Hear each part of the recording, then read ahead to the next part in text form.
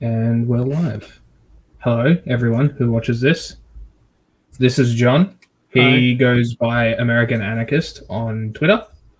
We are going to be talking about Osama bin Laden and a bunch of conspiracy theories. So it's going to be fun. Shall we continue or Yeah, I mean, begin? I think what's really key to understanding Bin Laden and dismissing a lot of conspiracies is knowing Bin Laden's background, and I think that's one of the big things that people have a blocker for is they don't understand, where he came from, where his money comes from, and how intelligent he was to pull the things off that he did. Yeah. So where do you want to start? Right at the start? I mean, we can hang on. Let me just. So I wrote down some dates. So his father he was one of 52 children. So he was going to get his dad's company, right? But imagine competing for a company with like 52 children. Like it's like a Game of Thrones level plot. And Yeah. It's interesting. and he was very young. He's very young too. How old was he at this point? When the king died, he was 10 years old. Okay. I think he was 20.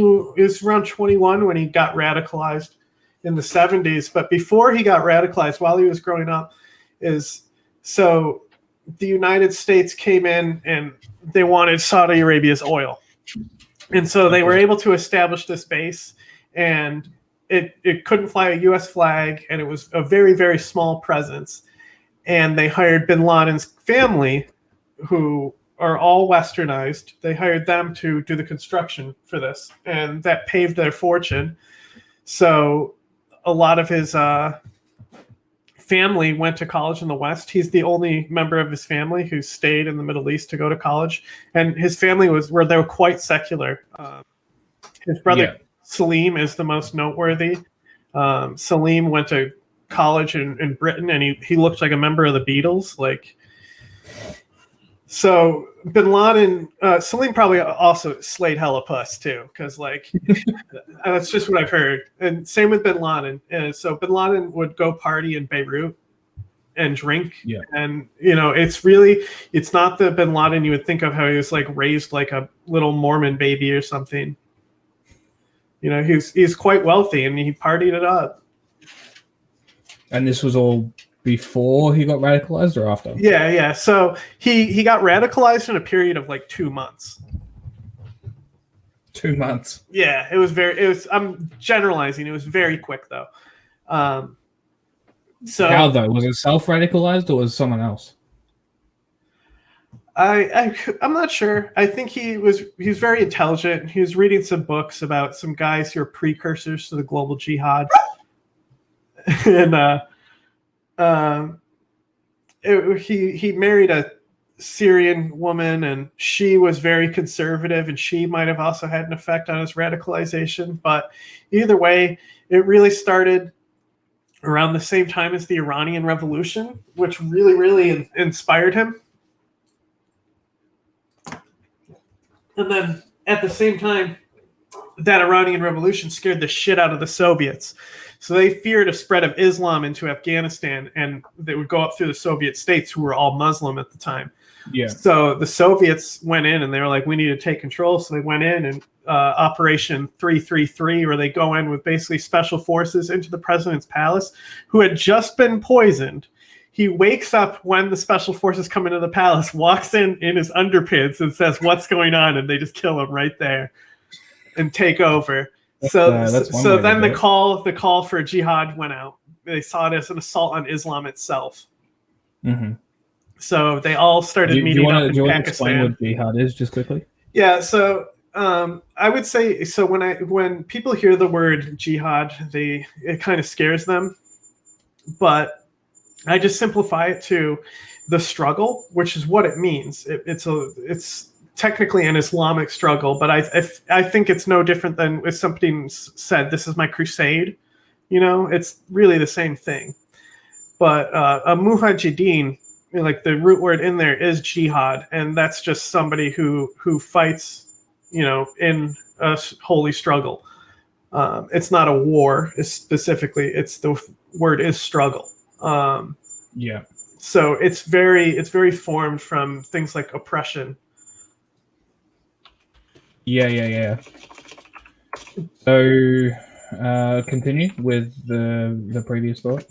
So and then there's definitely a difference between a mujahideen and a jihadist. Yeah. So and we see that in rolling out in Afghanistan, where there's two separate trains of thought, and it's the jihadist and the mujahideen thought. And even inside the precursor to Al-Qaeda, there's kind of this thought where it divides them. So the guy who brought also, so we should say that bin Laden had a lot of family, and I think a lot of his upbringing into radicalization in that short time, I think a lot of it was people wanted his money, and he was being exploited. And he was like 21. That's when you're in college and you're super radical and you want to change the world, Of course. So I think people saw his money, and that's really all they cared about. And he ended up being a very key asset. Like people really respected him, and he did fight. He was wounded in a brutal battle against the Soviets, but that was pretty late. But the guy who founded it, his Azim, he would say, the only way forward is jihad, no negotiations, like only the rifle or something like that. Like no dialogues, no negotiations, only the rifle. Okay. And he was from Palestine. Right. So he wanted to take the mission after Afghanistan to go to Palestine to fight Israel and keep the global jihadist recruitment to come to one point. Bin Laden disagreed with him and saw Israel as a head on a hydra. If you cut it off, more heads will grow. And he saw U.S. as the heart of that. And we've also, he sees his entire family corrupted by us. The king gets assassinated again. Well, he died on a plane when Obama was young, but the king gets assassinated. He's usurped by his nephew. His nephew is completely westernized. And so he sees this poison, of capitalism. He's really more, people like to think that it was an attack on Christianity. Like conservatives love that shit. It was 100% an attack on the military industrial complex and capitalism. Yeah. Well, that's sort of the sentiment of the barrel of a gun being the source of power is a very... Yeah, the only thing that validates you is the AK. Yeah, and it's the same thing. I think it was Mao said that power comes from the barrel of a gun or something along those lines. I can't remember exactly who, but I feel like it was Mao Zedong, but I could be wrong there. But it's very common to hear that sentiment come from, I guess, left-wing radicals, if that's what you want to call them. Like it seems, I mean, it comes from the right as well, but it's just the radicals. It's just very, it's very interesting language that continues. Yeah, it was Mao. Yeah. I mean, it doesn't. I think when you look at it in a Western left and right wing context, I think those contexts don't really apply to the rest of the world. Like, I don't think an American left is anything like a Soviet left or right. Right. I mean, how comparable are left and right around the world? I mean, Australia is... I hate that shit. It's not comparable. It's like anytime anyone compares any country to any other country, it's not something you can compare beyond loosely being like, well, they're doing this, what are the differences? Well, you need to also extend that onto people. Is that we can't look at somebody like bin Laden and uphold Western values to him. We really need to, understand like why people revered him and why he was such a, controversial figure in the world. Yeah.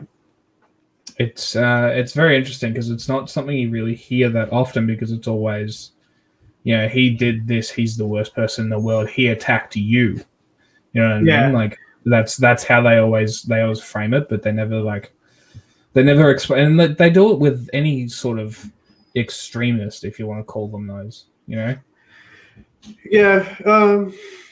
So Bin Laden, it's just Bin Laden. The thing is that everything that came is exactly what he wanted. Like it was very clear that he wanted to bring the United States into this war, but we're skipping over a huge part, and that's the first Gulf War. Okay. So everyone knows that Afghanistan beat the Soviets. There was some funding from the United States. Definitely didn't go to Bin Laden, and I'm serious about that. Bin Laden would never touch American money. So the fact that he would be in leagues with America would never happen. If you understand the man, he hates America.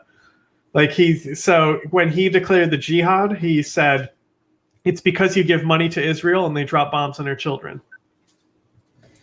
Yeah. It's the US is world freedom. Yeah. So he already hated us for our money, but then when Saddam came, he went to Saudi Arabia and he said, let me go. Let me lead the fight. And they were like, there's no caves, idiot. Like, get out of here. And so he was like, they pushed his face in the dirt and called him a loser and shit. Yeah. So, it just kind of hurt him. It hurt his ego. He was like, wow, fuck you. But look at what happened. The Americans fought in insurgency warfare. Like, what's the difference? Yeah. He would have totally been fine. We could have just let him fight there. But no, Dick Cheney came in with his fucking tanks into Saudi Arabia and Kuwait, which really, really set Bin Laden off. Oh, it would, wouldn't it?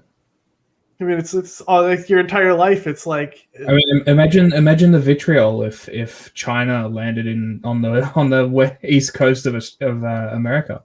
Imagine the vitriol that would come out. Yeah, like if Canada invaded us, so China came to help us.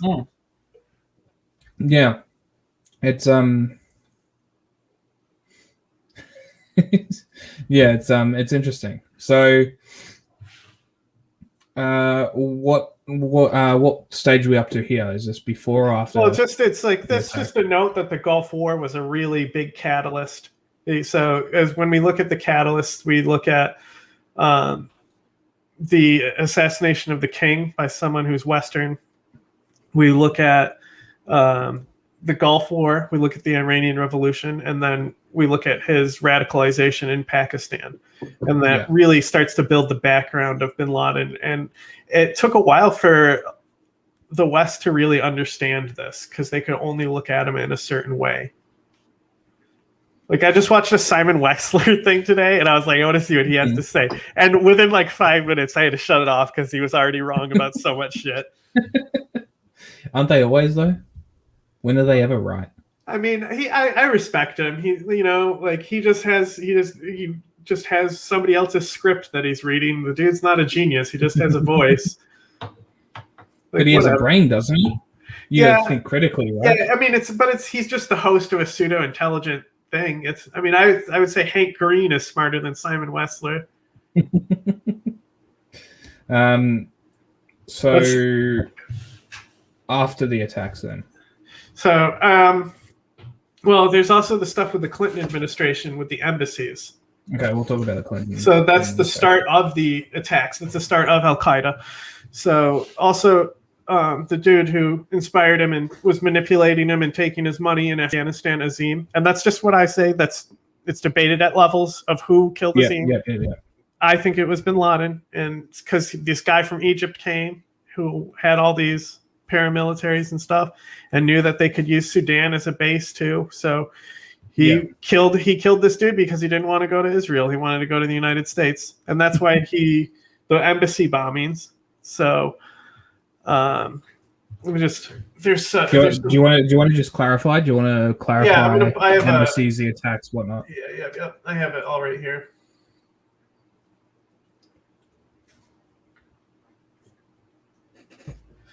Okay, so it's 1998. So also he already bombed the World Trade Center before in 1993. But was the van went to the Senate floor? And that guy was radicalized in a mosque Mock was backing, that became Al Qaeda. But they had, before the embassy bombings, they had suspicion of weapons of mass destruction being hosted in Sudan. Don't they have evidence of weapons of mass destruction, though? Just putting it out there, Always. So the bombings were 1998 on August 7th. It was the 8th anniversary of the arrival of United States troops in Saudi Arabia during the early stages of the Persian Gulf War. Okay. And what happened at the attacks? So it was truck bombs. He really started using suicide bombings, but where are we on? So what happened is that it mostly injured people, but they were both the United States embassies in Tanzania and Kenya. And the main thing that happened was people were seriously fucking injured. There's like 4,000 people injured, but only like 30 or so people died. But this put bin Laden on Clinton's radar. And so Clinton authorized Operation Infinite Reach. So he sent a shitload of cruise missiles into Afghanistan and Sudan, and allegedly destroyed a chemical weapons factory. It was at very least a munitions factory they were using for explosives. That's definitely because they had to load the trucks somewhere. But, the United States intelligence is always variable. I mean, look at the fucking drone strike we did leaving Afghanistan, where apparently it was just an aid worker with kids. Oh, the one that killed 12 people or whatever it was. Yeah. But even if he might have been a bomber, but it's still the collateral of children there. Yes. Yeah. And the clip that you sent me about Clinton, he said that he's not going to kill 300 people to get one man. Yeah, because he said, I think that's very key. Is that was the third chance Clinton had to get bin Laden at that time. Yeah. And I don't know the specifics of it, but he said that he was in Kandahar. And that they could strike him. But what's awesome about Clinton not authorizing that strike is that it turns out he had already left Kandahar at the time. So he would have just killed civilians. Yeah. Which turned out to be the right choice. Yeah, I mean, it would have been very bad. But the thing is that he had all this information ready to go for George Bush. And George Bush was not democratically elected to the United States. Sure. So really, I really think that the last 20 years would have been prevented if the United States actually had a democracy. Because the Clintons, it's a fair argument. Clinton stopped the Millennium attacks, and the Millennium attacks were definitely the first attempt to do what bin Laden was trying to do. What was the Millennium attacks? Well, a lot of them didn't plan out. So a lot of it is just classified intelligence of other attacks that were planned. But like I said offline, is that 9/11 was originally supposed to be 10 planes, Yeah. So there's certain levels where it's like, how do we know if these attacks were actually going to take place or these were ones that they were planning? But the big thing is that it was they crashed a suicide boat into a destroyer and killed a few soldiers. But that was part of it. And so they knew that bin Laden always did these chain attacks. And that was his signature because bin Laden wanted to maximize the psychological effect on people.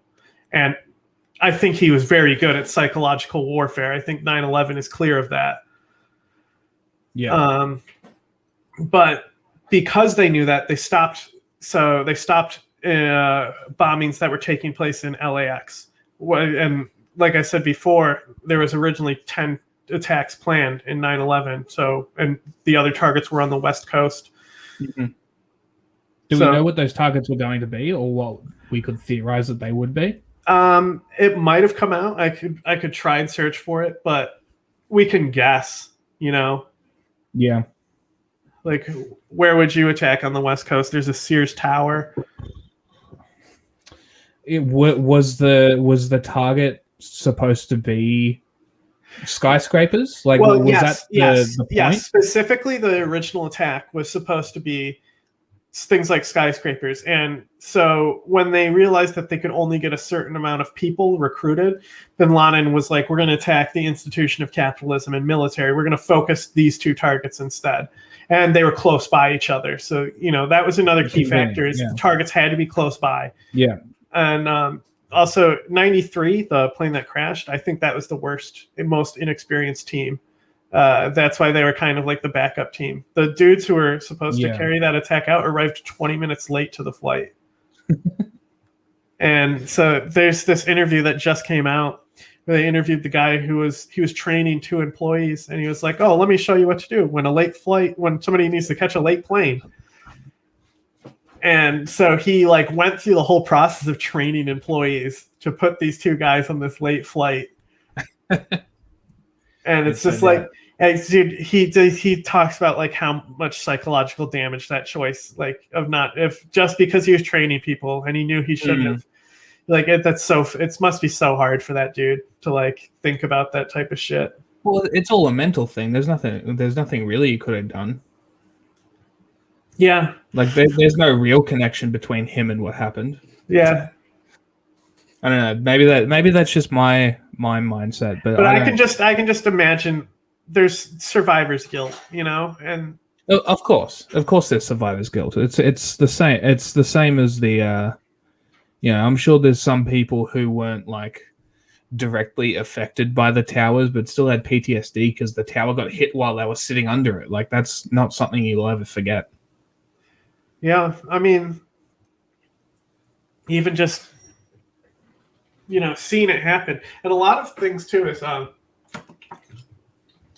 people have seen so much footage over the years. They think all that was broadcasted live, but when it was broadcasted live, it was a very generic, like you didn't really see. Like it was just like, oh, this happened. Yeah, it was. They had like zoomed out cameras. They didn't really have people going live on the street, because they didn't want to maximize the chaos. So the reporters were like, if you listen to like CNN's stream, when the second plane hit, they don't even want to say it's a second plane. They were like, well, it might have been the fuel cell lodge of the last plane, even though they just saw a plane, but they switched fly into it. They switched cameras, so you just miss it, but you can see it for like 3 frames. That's but right. You would definitely notice it if you were paying attention. Yeah, that's very interesting. Because I remember them. The reports were like, it was like 4 or 5 minutes after it happened. They're like, "We're sorry to say another plane has hit the building." Like 18 minutes apart. The planes were. Yeah. No, I mean the reports were like 4 minutes after the plane hit the tower, the second one. It took a while for them to actually say it. Yeah, and even when it fell, because the smoke was so obscuring, they were like, it looks like part of the tower may have collapsed. Like, yeah. So I think it was some really responsible reporting being done at the time, considering how CNN. Good job. Yeah, considering how chaotic it was, though. Yeah. No, they did remain very calm, but it was also not something anyone really saw coming, except for the government. Yeah, except for the Clinton administration, who left a dossier to George W. Bush that said Bin Laden plans to attack the United States with airplanes. I think they knew the year before it happened that it was a very high chance.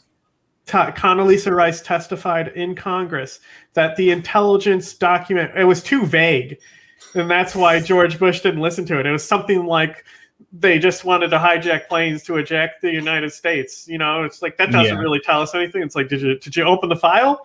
Was she the Secretary of State? I think she was. Condoleezza Rice? Yeah, I think. How do you spell it? Good luck with that. But I think she was Secretary of State and Colin Powell was Secretary of Defense. But there's also Rumsfeld in there. The evil trio. Yeah. She was Secretary of State. Yeah. Yeah. She sucked. Didn't they all? All politicians suck.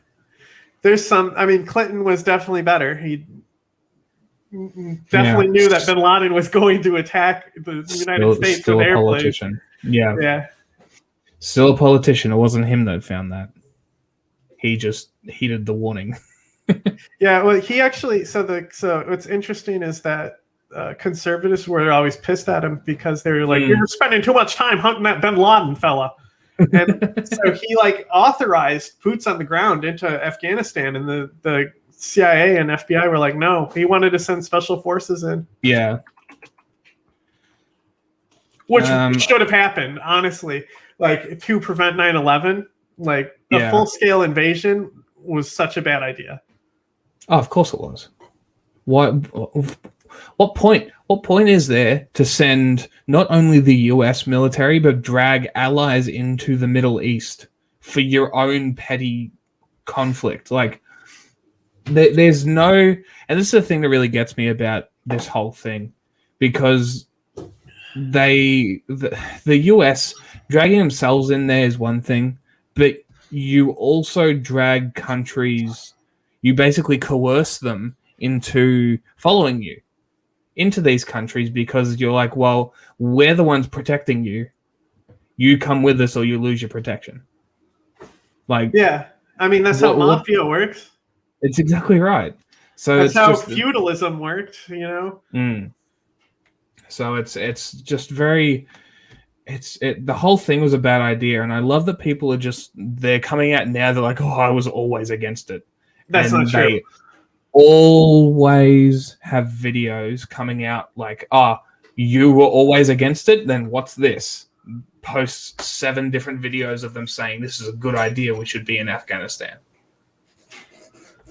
I mean, when something like that happens to the degree that it did, there's definitely an invasion coming, but it's like there's so much hindsight, and people look at it in a hindsight situation where it's like it's the same thing where they think that they would have been on the good side of civil rights, except they were there. They were there and think they were on the good side. Of this one. It's so dumb. Well, Biden's the perfect example of that, isn't he? He was pro-segregation, was he not? If I remember correctly. Yeah, it was something like that. It was something to do with they didn't want. He didn't want kids to ride the same bus as his kids. He specifically said that it would be a racial jungle. Yes, that's right. I remember that. Yeah. But yeah. I spend more time. I like to watch a lot of old Daily Show stuff, ripping into George Bush. And like I kind of like I'll watch that and I'll be like, oh, you know what? I need to look into this event. And like so that's kind of how I retrospectively like look at that era is through Jon Stewart. Yeah. Okay, so do you want to talk about post 9/11 Bin Laden and that whole shit show? Well, I mean, focus on Osama. It depends what you mean by post 9/11, because there's post the attack. Well, so if we're talking about like the invasion of Afghanistan, terrible. We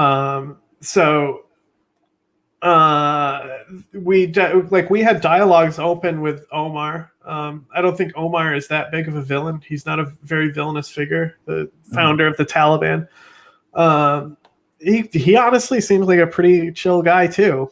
I mean, like these guys were, they were generals of paramilitaries. Like, of course brutal shit happened. It's war, but if you look at what the Soviets did to people, there's this war crime that I was looking at the other day. I don't remember exactly when it happened, but it was one of the opening ones where a bunch of people, they were refugees who were they were displaced and they were hiding in the sewer, and the Soviets went in and poured diesel into the fucking sewer and lit it on fire, and it was like all just like kids and shit, just burnt them, and they like fell into the sludge at the bottom of the sewer. So it was like they were be able to preserve to see that it was clearly like a diesel like explosion.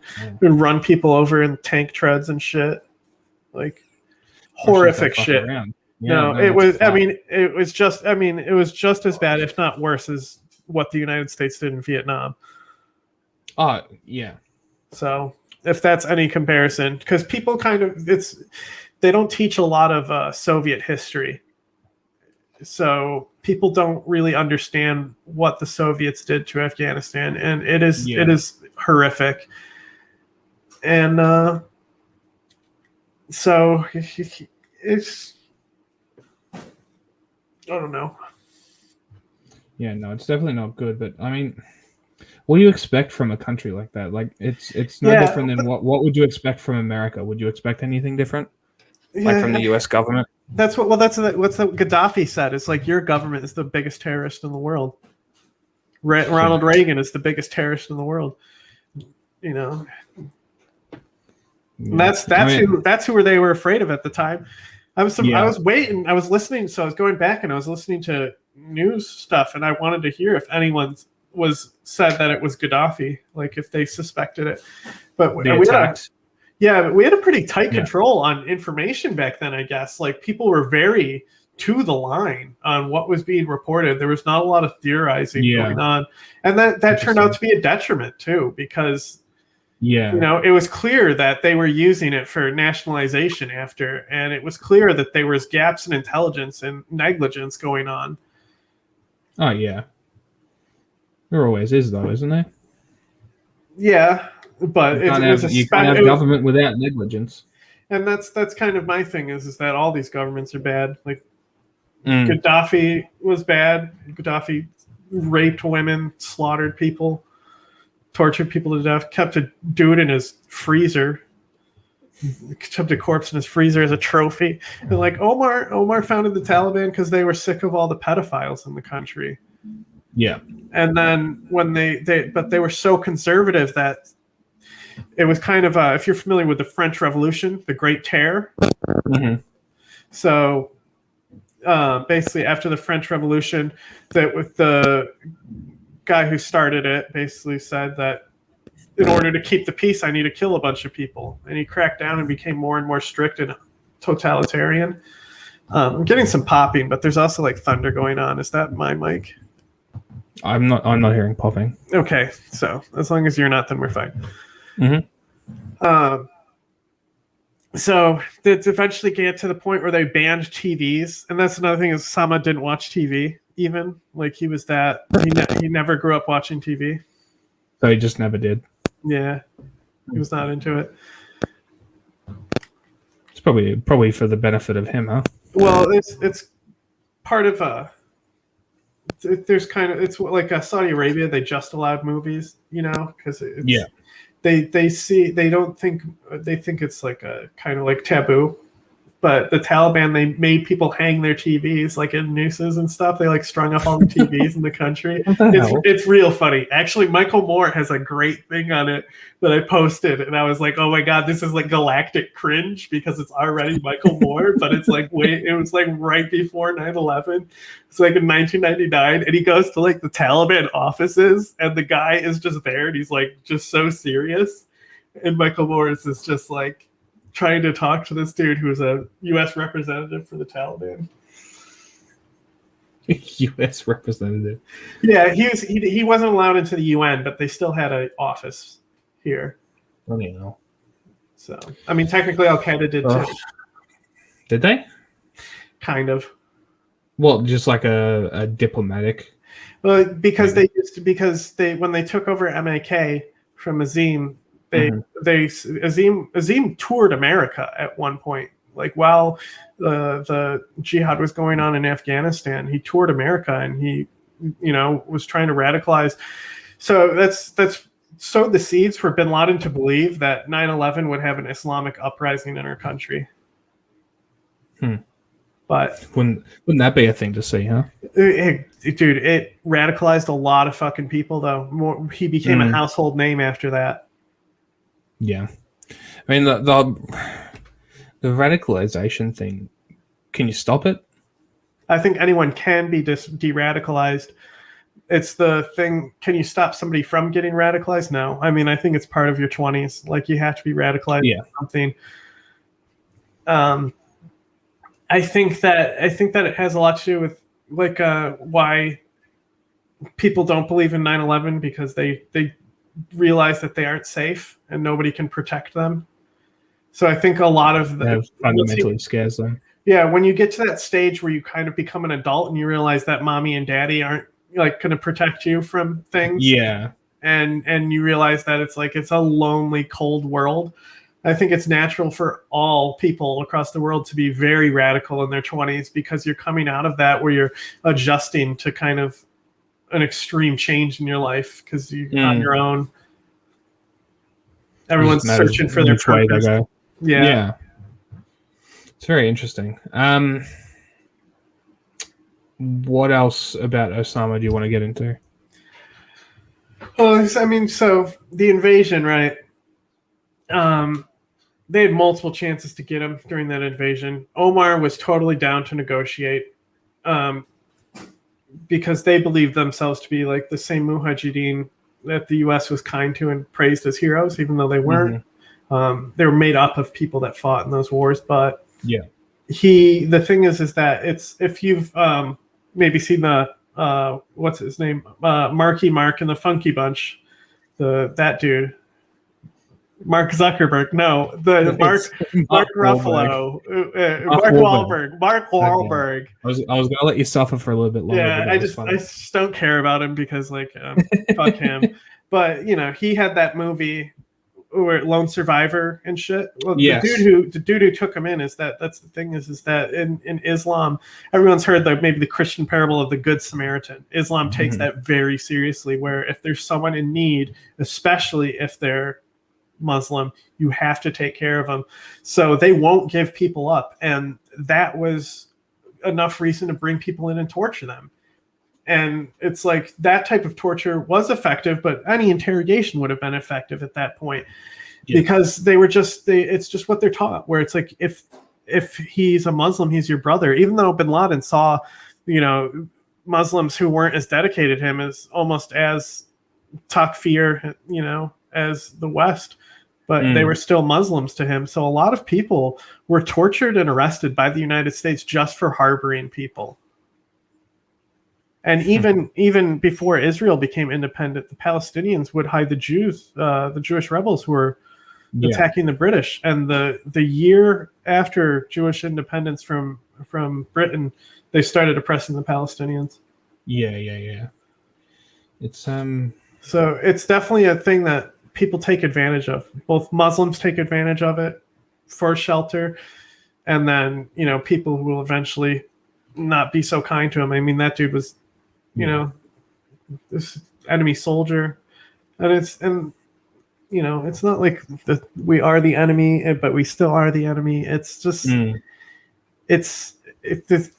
we should be also. Like, it was an attack on Christianity. It was an attack on America. It was an attack on the global capital and global military industrial complex.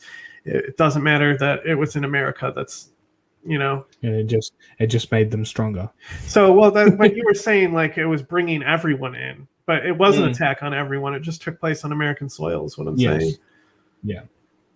Like a lot of people's money was in those, you know, military contracts and, you know, and their fucking trade. What's crazy is the stock market actually shut down from it. So if you look at CNN's footage back then, you can watch the moment the stocks stop updating with like the ups and down arrows. And then they just take the ticker off the bottom of the screen. And I was just like, that's very interesting. Why would they do that? Because there was just a terrorist attack in New York. You know, why would you keep the stock market open? Like, go home. Yeah, I guess it's in New York, isn't it? Yeah. I just think that's interesting where he actually, like, that's a pretty big shutdown to capitalism he caused. It is. And also, he had building plans, and they calculated where they would kill the most people. and how to hit and how to angle the plane. Like, they planned it. And everyone doubted bin Laden that the towers would fall, but because he has a construction background, he was like, I think if we hit him here, this is totally going to make these towers fall. I mean, look at how shitty they're built. Yeah. I always joke. Here's a question for you. Go on. I joke, you know, in Fallout when you blow up Megaton in Fallout 3. I haven't played Fallout, but sure, go on. So basically this dude tells you to nuke a city just because it's ugly on the horizon. Oh, that's funny. And so I always make a joke that it's like, they did us a favor. Those buildings were ugly. They really were. Just to get a rise out of people to piss them off and stuff. They were, though. They were very unattractive buildings. People are already don't like me because I talk about bin Laden from a perspective of, you know, that isn't fucking that isn't from the Western perspective. Yeah. Here's a question: do you think the U.S. will experience another 9/11? Well, I mean, it depends. Do you think that Pearl Harbor was like a 9/11 type of attack? Pearl Harbor. Yeah. But it was a time of war. Well, drew us into a war. Sure, but it was already a global war, and the US was basically the only actor not in it. Yeah, there was a global war that Osama declared. He declared the jihad. He already announced the global war. But is a one-sided declaration of war really war? Yeah, but the United States weren't like, we're at war with Japan, were they? I mean, they were and they weren't. But, Well, the interesting, I don't know. But the thing is that what's funny is that when 9/11 happened, people said they were kamikaze attacks, and that word has completely disappeared. That's funny. From the lexicon. That's really funny. That's very interesting. But do you think another one will happen? Well, I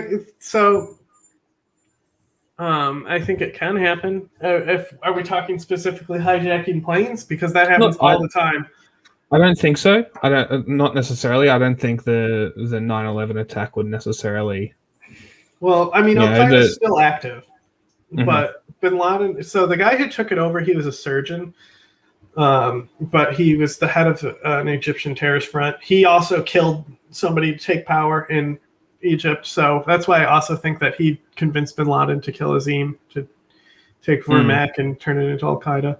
But he's apparently he has no charisma, unlike Bin Laden, who was, very convincing and cultish. This dude is he's also ugly as fuck. He looks like he has like a bowling ball implanted into his forehead. I don't even like looking at his forehead. It's just like, dude, you are so fucking ugly. What's his name? It's like Zawahiri. You can just look up Al-Qaeda. He's the leader of Al-Qaeda. Ayman al-Zawahiri. Mm-hmm. Look at that forehead. First picture is Osama. Yeah, it's a 5 head. That's what that is. Yeah, but he's got he's got this weird bump in the center of it, like somebody just bonked him on the head. Like he got bumped as a kid. Yeah, he just probably that's what he does to suppress the horny. He literally horny bonks himself every day. It's it's called eversion therapy. They would do it to the gay kids who came to the conversion camp. That's funny. He doesn't even look worth following. That's funny. Yeah, he's not. So the thing is, there's still an African belt. So across if people can look it up easily if you just type in Al-Qaeda, but across the African belt, there's a red line that goes across Africa, and that's where Al-Qaeda still exists. But it's it's just more like they've turmoil in Africa than it is a threat to global peace. I mean, Africa's kind of always fucked. Yeah, and also the Taliban. Very short end. The Taliban's goal is just to control Afghanistan, and they don't want to form a giant Islamic state. Yeah. So does Al-Qaeda extend all the way down into Kenya and Tanzania? I would classify as Al-Qaeda being every country in the global south. But can you clarify global south for people who might not know what that means?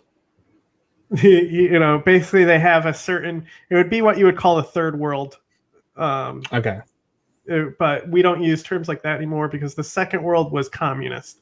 So there's because there's no second world anymore, it's global north, global south. And there's some countries that go back and forth, like Azerbaijan, Armenia, Turkey, they're kind of in the middle, and then below them. And then also in Central Asia, like Turkmenistan, Kazakhstan, sometimes they'll be in and out, but it's generally the poor regions of the world that the United States and capitalism exploits and steals their resources from. And that's the thing about Osama is that what he didn't realize and didn't have the foresight is that he would bring a lot of people to what he would call true Islam. He did a lot of fucking damage to the Middle East and caused a lot of turmoil, even his death.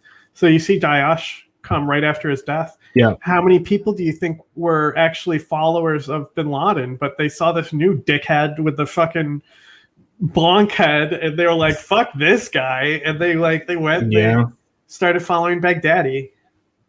It's not a bad theory that maybe they lost their leader, so they went somewhere else. Yeah, I mean,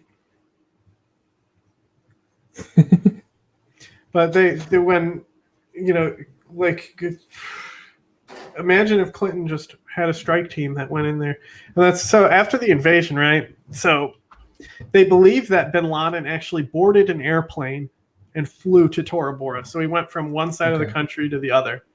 So they actually had a chance to get him before he got on a plane and escaped. And they just didn't. Well, they didn't plan. They didn't negotiate. They went in like Azim. They went in with the rifle with no dialogue. Yeah. And that's just it's not how you want to fight. It put it all on bin Laden's terms. Because they think that they had the power that they could just go in and just be like, oh, we'll fuck them up. We're powerful. Yeah. We have $1 trillion military that got beaten by some goat farmers. That's good job, American military. Really putting those dollars to work. No, they really suck. Like, name one thing the American military accomplished. They didn't stop the Holocaust. The Soviets did that, and that's the biggest thing they take credit for. I mean, and then they drop some fucking nukes on Japan, and the people are still suffering from that shit. And we want to go and say that this building that fell over is the biggest act of terrorism. Like, we invented a weapon of mass destruction. We were the first ones to do it. Technically, they already existed in Germany, but we're talking, the sarin gas that he had, it couldn't do what that nuke did. And after we dropped those nukes, we started limiting things like sarin gas, but it's certainly used. Like in Syria, it happened. I mean the U.S. military, they give some cool planes though.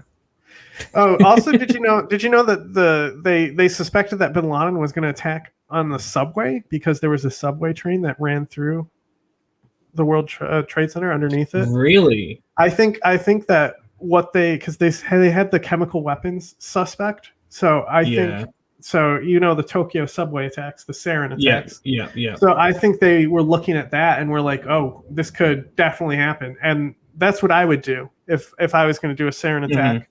I would hit the tunnels.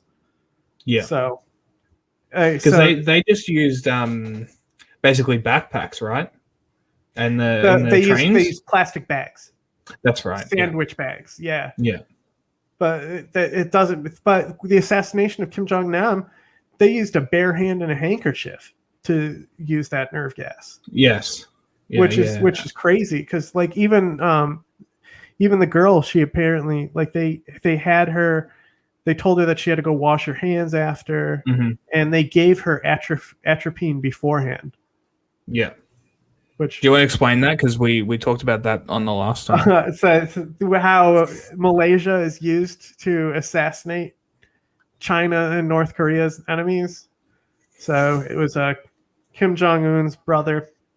He was getting on a plane, and these girls ran up from the front and back, basically like a double hug on him. And one girl rubbed his face, and she had one component of VX, which is similar to sarin.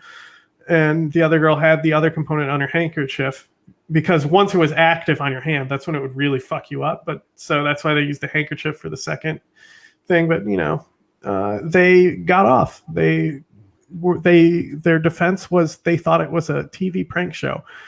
So I just imagine like the Impractical Jokers. Like, just like, now assassinate this guy, and they're like, it's just a prank, bro. It's just a prank, bro. But so they got off because they were able to prove that it was a prank. They proved it was a prank. Yeah. So they had footage of them plotting the attack and practicing the attack in other countries of her coming behind him and grabbing him. And they said, see, we told her that this was rehearsal for the prank. And they're like, oh, totally a prank, clearly. And who ruled on this? Was it China? No, it was in Malaysia. It was in Malaysia. Yeah. So who ruled that it was a prank? The defense. So the court did. Right. So who funds the court? I don't know.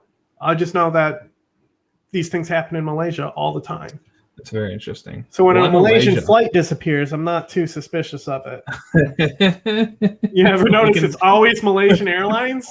We can talk about that if you want. I mean, I don't know much about it because I don't I mean, care. I don't. No, that's fair. It's like I reckon that it it could have crashed into the crashed. bush and it just grew over it. Could have crashed in the ocean. Could have crashed anywhere. Mm, Or maybe it didn't. Maybe it was blown up midair because of an assassination. maybe. You know, but I just know when a Malaysian plane goes missing. You know, Why Malaysia? What's up with Malaysia? I just because they're just kind of they want the money from China. So, Right. but it's not like North So Korea has money, but they allow North Korea to do. North Korea carries out all kinds of assassinations in Malaysia. That's fun. I don't know much about it. I just know that it happens because I don't really care or specialize in China. I care what my country is doing to the world. I look at like the damage we're doing specifically. So that's fair. When Russia does a similar assassination on Alexei Navalny, like yes, I'm upset about it, but it's like ultimately it's just Russia. Like they're nowhere close. They're nowhere close to the fucking terror state that America is. Yeah. So we want to talk about the operation that killed him. Operation Neptune Spear, which is the most badass name you could ever name an operation. Isn't it? You don't think Neptune Spear is a badass name? Come on. It's phenomenal. It's fantastic. It's great. It's a great name. It's better than Operation Warp Speed. Trump had the worst operation names. It's so Trump though, isn't it? Yeah, I love it. But like there's other like Shock and Awe, like that's pretty fucking cool. Yeah. And that's key to name your operations cool, because then people are going to be like, oh, my operation is a cool name, I'm going to do extra better. It's no different to the acts that are passed, all right? The Patriot Act. What does it actually stand for? Hold on, I'll look it up because I know it stands for something specific. It's super despotic. I want to really, as things declassify, I really want to look at how many journalists were detained because of suspicions. That's going to be a very, very interesting thing. So it says, because the thing that got Julian Assange famous, the video, it's called Collateral Murder. They murder a journalist in that video. Oh, do they really? Yeah. I don't think I've ever seen that. There's a group of guys walking down the street. One guy has a bag. His camera is in that bag. It's a big video camera. Mm-hmm. And they were on like a gunship, and they just unloading. You just keep firing. Interesting. And then guys came to help them. A van came to help them. And there's kids in that van who came to help. And they fucking shot the fuck out of those kids too. Fucking hell. No wonder they don't want to free Julian Assange. Jesus Christ. No wonder they keep him cooped up. The Patriot Act was the providing appropriate tools required to intercept and obstruct terrorism. What a shit name. What a terrible name for an act. He could have saved a lot of time not defunding Clinton's counterterrorism to begin with. Yeah. But, yeah. I mean, the Clinton administration passed plenty of horrible laws in this country. He made sure that we have more Black Americans in forced labor today than were in slavery because of his crime bill that was written by Joe Biden. Oh, yeah. So Bush definitely did more destabilization of the world, but I don't think Clinton's Jim Crow light policy was very good for our country. No, and that was it also destabilized. That was the crime bill, right? Yeah, but it made drug markets raise. So then you have all this opium cultivation in places like Myanmar and Afghanistan. 80% of your heroin comes from Myanmar. Isn't that crazy? 80%. 80% of Australia's heroin comes from Myanmar. What the fuck? I didn't know that. Yeah. What the fuck? But that's the thing is like that with the the crackdown on gangs and all that shit. When gangs were really just like they're just really the jihad of Black America. Like it's just people that are they're struggling, and that's why I really like to decouple the word jihad from. I don't even like having terrorism associated with 9/11 because I don't think terrorism is a bad thing. I think that it's used for bad things, absolutely, but I don't see it as something anything worse than bombing a fucking hospital during the Obama administration. Yeah, no, I see your point, and I agree. It's definitely. I don't know. My problem comes in when innocents get. Yeah, well, that's the thing. So, it being Irish, that's one of the reasons why I'm kind of like on the fence where it's like terrorism is kind of okay. But the reason that we stopped fighting in Ireland is because the kids kept dying. Yeah. So we were like, we can't do this. Like, we can't just keep having. Yeah. It's like our kids are fucking dying, and this isn't the future that we want. So there's a lot of unresolved shit, but. Yeah, and that's exactly what Black America's going through at the moment too. Well, we dropped bombs on them too. Yeah, but yeah, so that's what they're going through as well.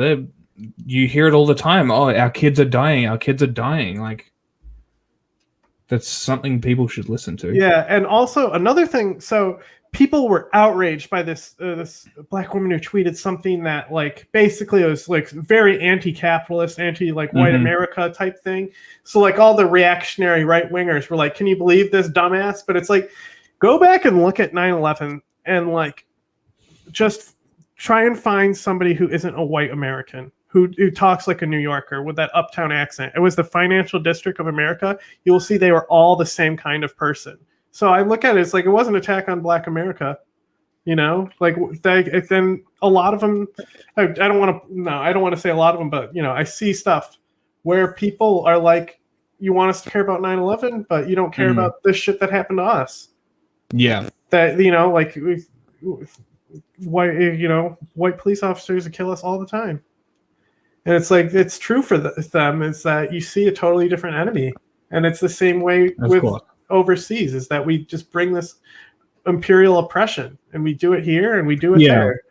I mean, it's interesting because there's also an over-reporting factor to it as well as media overhyping these statistics as well. And it was the same with anytime war happens, the media just gets insane. And it's no different to this, but it's the other way around. It's social media. They get inundated with videos of police killing people. If social media existed when Bin Laden was around, like it started coming around, but he was already in his house watching hentai and shit. But like, dude, like Daesh used social media. It was insane. It was insane. They just kept doubling their numbers every year. It grew so fucking fast, and so many people came from European countries to fight there. A lot of women were indoctrinated and went there. There's like how are women indoctrinated? I can't think of anything worse for women than Islam. Well, first of all, no. I would say the stuff that Daesh was doing, yes, like that was very, very bad. But the best, like the feminists that I know that are like amazing, like real good feminists are all like hijabi Muslim women. Of course they are, because they have real problems to fight. Well, no, they choose to wear it though. Is that they have the option and they choose to wear it. And so when we look at the thing with the Taliban is they said this, like WikiLeaks revealed this, where it's like use the oppression of women. There's this disgusting thing, the vagina monologues Oprah did in Times Square, or like the arena that's out there, Madison Square Garden, right? So they have this girl come up and she's in a burqa and they like rip the burqa off her and do this whole thing about the liberation of Afghan women. So there's this whole thing where it's like, oh, we care about the women. Then we go in there and we fucking bomb them. Like, that's who the civilian targets are. And the thing is, like, the Taliban may be an oppressive thing on women. The Saudi regime may be an oppressive thing for women, but women are oppressed all over the world. Mm. And it's not something that's exclusive to Islam. And a lot of Islam is very feminist now. There's a lot of progression in Islam. Like, a lot of the leading Islamic scholars will say things like, when you ask them about gay people, they'll be like, they're real people, you know, like they're people too. And like, they're just very... I mean, that's good to hear because it's been horrendous for so long. Well, at least the Islamists. It's not so much Islam. It's part of what bin Laden caused, though, is that there was an extreme regression. And it wasn't just bin Laden, it's that the United States and the Soviets, their Cold War hit the global south, and the global south has a belt of Islam. So it was Islamic countries that were seen as these proxy war states between these two Cold War states. And if you look at any Islamic country, you type in that country in the 1970s, you will not tell it apart from Britain. It looks the same. Oh yeah, I've seen these photos of I've seen photos of, I think it was Kandahar maybe, or there was maybe it was Kabul, maybe Iraq. I think it might have been Iraq. It was pictures of Iraq. But it's like in the universities mostly. There were still people who were, you know, just like the Americans have Mormons and the Amish. Like there were still like devout people, you know, but not like Saudi Arabia. Which, you know, I want to look at like how it regressed because it had that Western king for a minute. But I don't think Islam is oppressive to anyone. I think it's a very good religion. I think that when you have these two countries, you're going to start rejecting the things that they're trying to bring into your country because you see them lighting your fucking people on fire. Yeah, no, that's a valid point. And I'm not going to listen to somebody who's burning my children alive. Like, no, that's exactly right. And you'll reject everything that you're told to do. I mean, it's no different than people being told they have to do the mask thing, for example, right? It's like, oh, wear a mask. No, fuck off, don't tell me what to do. It's that sort of attitude. It's that sort of visceral reaction that we as humans have, which is like, do this, right? And you just like, no, don't tell me what to do. It's sort of, I feel like it comes from that sort of thing. But I see where you're coming from. Yeah. I mean, and also when Muslims come to America, they're statistically less radical and less right-wing than evangelistic Christians. That's funny. It's a fact. So it's really I think anything can be used for evil. Like I'm Buddhist, and there was just a genocide led by Buddhists against Muslims in Myanmar. Yeah. So that was very recent, wasn't it? It's still going on. Yeah. But it's cold. It's a cold genocide right now, but it happened, and there's still a lot of people displaced and discriminated against. Are they still in Bangladesh? They're all over. There is a migrant movement. Bangladesh also has some interesting things going down. There's going to be some massive OSHA type overhauls there. Okay. Because there was a lot of labor that was being done there, and buildings collapsed that were just full of people up and down, and they just had these buildings collapsed because they were built for desks, and they were doing textiles and shit and overloaded the buildings. Right, all the heavy textile machines collapsed the building. Mm-hmm. I think you mentioned that to me another time. So it's going to be a very interesting. I think we're entering into a very interesting age, and I think we'll see a lot of de-radicalization of all types of people. You reckon?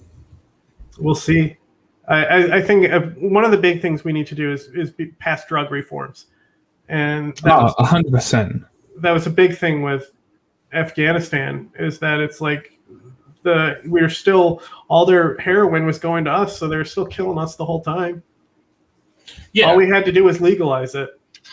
And China's doing their meth trade too, so there's that, and then there's all of these synthetic drugs. There's that the synthetic THC as well is fucking people up.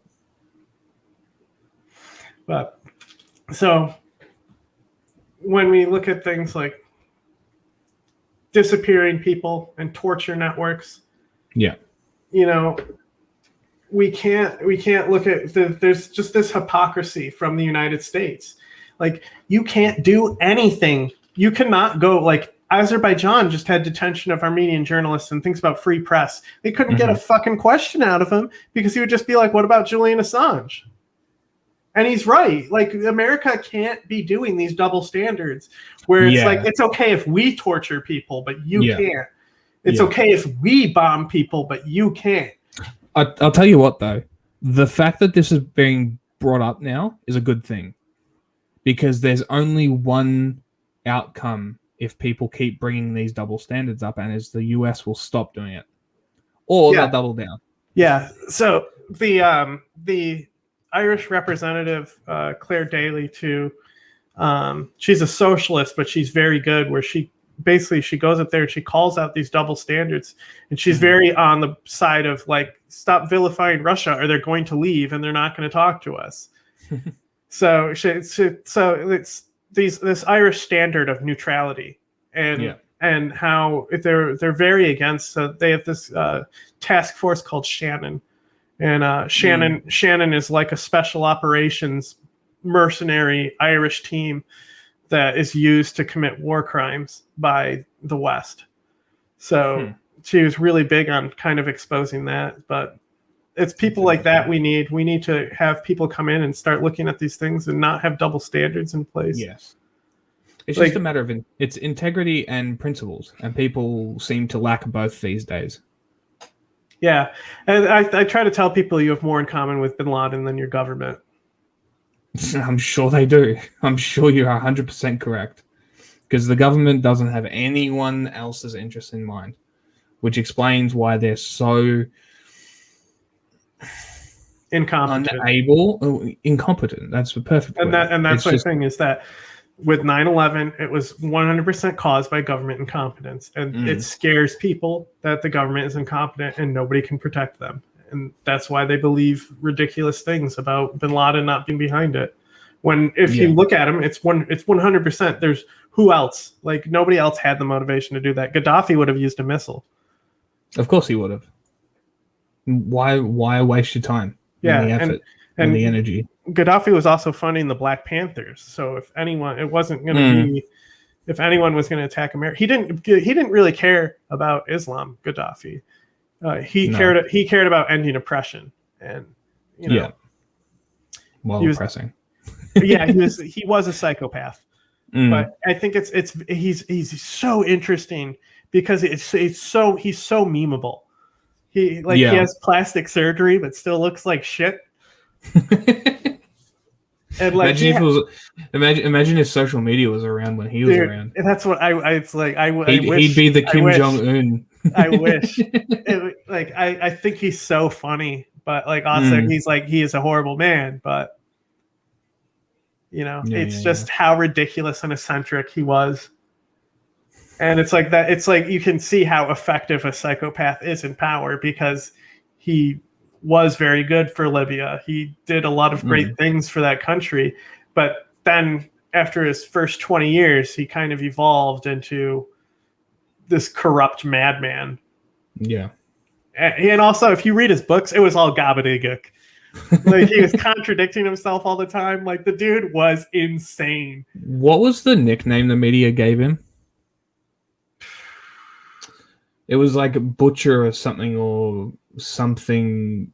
It was something. I just can't remember it for the life of me. But he had some kind of editorial name that they gave him.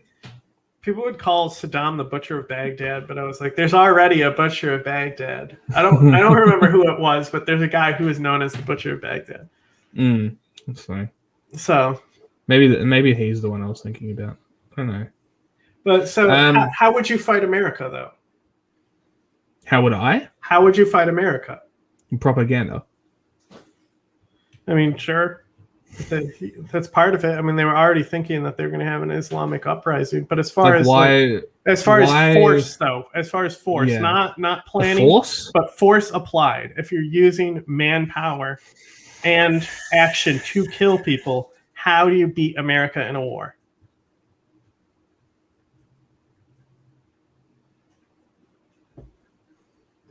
Probably the way Afghanistan did it. Probably the way the Taliban did it. Bait them into an invasion. Capital, you know? Mm. And, Outlast them. Yeah. I mean, they can fight forever. But the thing is like, we kept going into country after country, spending more and more money. Like, that's exactly what bin Laden wanted. Yeah. And so if the United States just planned a little bit, we wouldn't have gone through a lot of shit. Because, of course, and if egos didn't get the better of everyone and bloodlust didn't take over the world, I'm sure we wouldn't have gone in either. Would have been like, well, shit, that's not good. Capitalist greed didn't first pollute the Middle East too. So when he escaped, there's also something to say about the military industrial complex, just looking for endless amounts of cash flow. So yeah, well, now the enemy is going to be the aliens. So I'm not so opposed to spaceships. No, they were saying that type of shit. And like alien invasions. Scientists look at these alien things from the military and they're like, they're stupid. What's the bet they're up there watching us being like, these guys are fucking idiots. I don't really care about it at this point, but it's like, if military spending goes to fighting aliens, I'm going to be pretty pissed. We need money in black schools and things like that. And the people, America needs money in the country is what they need. Bernie Sanders said this shit back in the 90s where he's like, who are you afraid of? Iraq? And he's like, the Cold War is over. The Warsaw Pact is through. You know who I'm worried about? Americans. They're too many poor people. Can't eat this country. I mean, that's the populism, though, isn't it? That's the populism that's about to win over America, it seems. There seems like a massive rising populist movement. Yeah, social media is huge right now, too. Yeah. And it sort of brings up a worry because with populism comes extremism. How do you feel about AI and algorithms in government? I'm not looking forward to it because it's already going on. Yeah, I mean they use it here. I'm pretty sure they use AI here. But I finally got that mosquito because it landed on my neck. Yeah, no, the AI revolution in technology is not going to be a good thing for any of us. Yeah, well, drones weren't either. So, no, drones are pretty cool though. Yeah, they're pretty cool, but they kind of were one of the main reasons. That was the thing with bin Laden is like he had his own smart bombs. Yeah, real people. So yeah, he was way ahead of us on military technology. If you think about it, like his autonomous missiles are people. We're people. But when we went in, we cornered them in Tora Bora. It's this huge cave complex. It's basically, think of it as a fortress. Like it would be like, the final battle in Lord of the Rings, right? Yeah. So we decide that we're just going to get the locals to do it for us, right? Because they know the caves and all that shit. We're not going to go into those caves. Fuck that, right? So, we just get massacred because they're entrenched and they're all set up. They shoot down Chinook helicopters. All the soldiers die on board. A lot of fucking soldiers die in this operation. The United States military just gets fucking bodied by the Taliban and Al Qaeda. And so the rebels at the time that they paid to go into the cave complex and fight, they just negotiated with them and they joined the Taliban. So it's like, what were you thinking? What did you think was going to happen? But that kind of fueled the mistakes if they did it over and over and over again, where they're like, we'll just fund the people who are already here. Yeah. They did that in Vietnam too. And it's like, was this the Battle of Tora Bora? Yes. Yeah. So that happened 3 months later after the attacks? Yeah, so that's when bin Laden supposedly was there and supposedly fled the country. Okay. And then there's a gap of intelligence until we get to the Pacer. Yes. Which he was at the house, right? The one Yeah, that the they eventually compound. killed him in. Compound in Abbottabad. That was like Yeah. a few miles from the West Point equivalent in Pakistan. Yeah. You know, you would think around here, if I see like a big mansion with a wall around it, I'm going to be like, wonder who lives there. Okay. But Yeah. so we want to look at this in a dynamic of the United States abducting and torturing people specifically, because like I said, when there was a lot of people who would harbor people, and that's what got them labeled as terrorists. So there was probably a lot of that in the beginning, but eventually he found this compound, and the question is did Pakistan know about it? And Yeah. you know, it's a big thing. Like Jon Stewart, you know, like that's one of the reasons why I respect him, is because he also did the same thing like with the Wuhan virus. Is he came out on Stephen Colbert and he was like being like, stop this shit, like it clearly came from this lab. Yeah. But he did it in such a comedic way that it wasn't like going to get a rise and be serious out of people. But yeah, which is a shame, because it really does need to be put on people, because it's quite clear that that's where all the evidence is pointing. I don't see how Pakistan couldn't know that bin Laden was there. But a lot of dudes like Omar died a few miles away in a simple house, a simple, you know, sustainable house. They would be like, he lived in a mud hut. Like, stop. It was a sustainable home, you know, which is what we need to actually be building more of, because you know, like in climate change and stuff, like a lot of natives in America figured out how to live a long time ago, and then we came in and we started using these unsustainable housing that is just tearing up the fucking climate. It's like, you know, farmers can go back to a lot of old school shit, and like a lot of farmhouses could be built in a longhouse style, but you know, I don't see them not knowing. I don't see how they couldn't know that bin Laden was there. Not sure.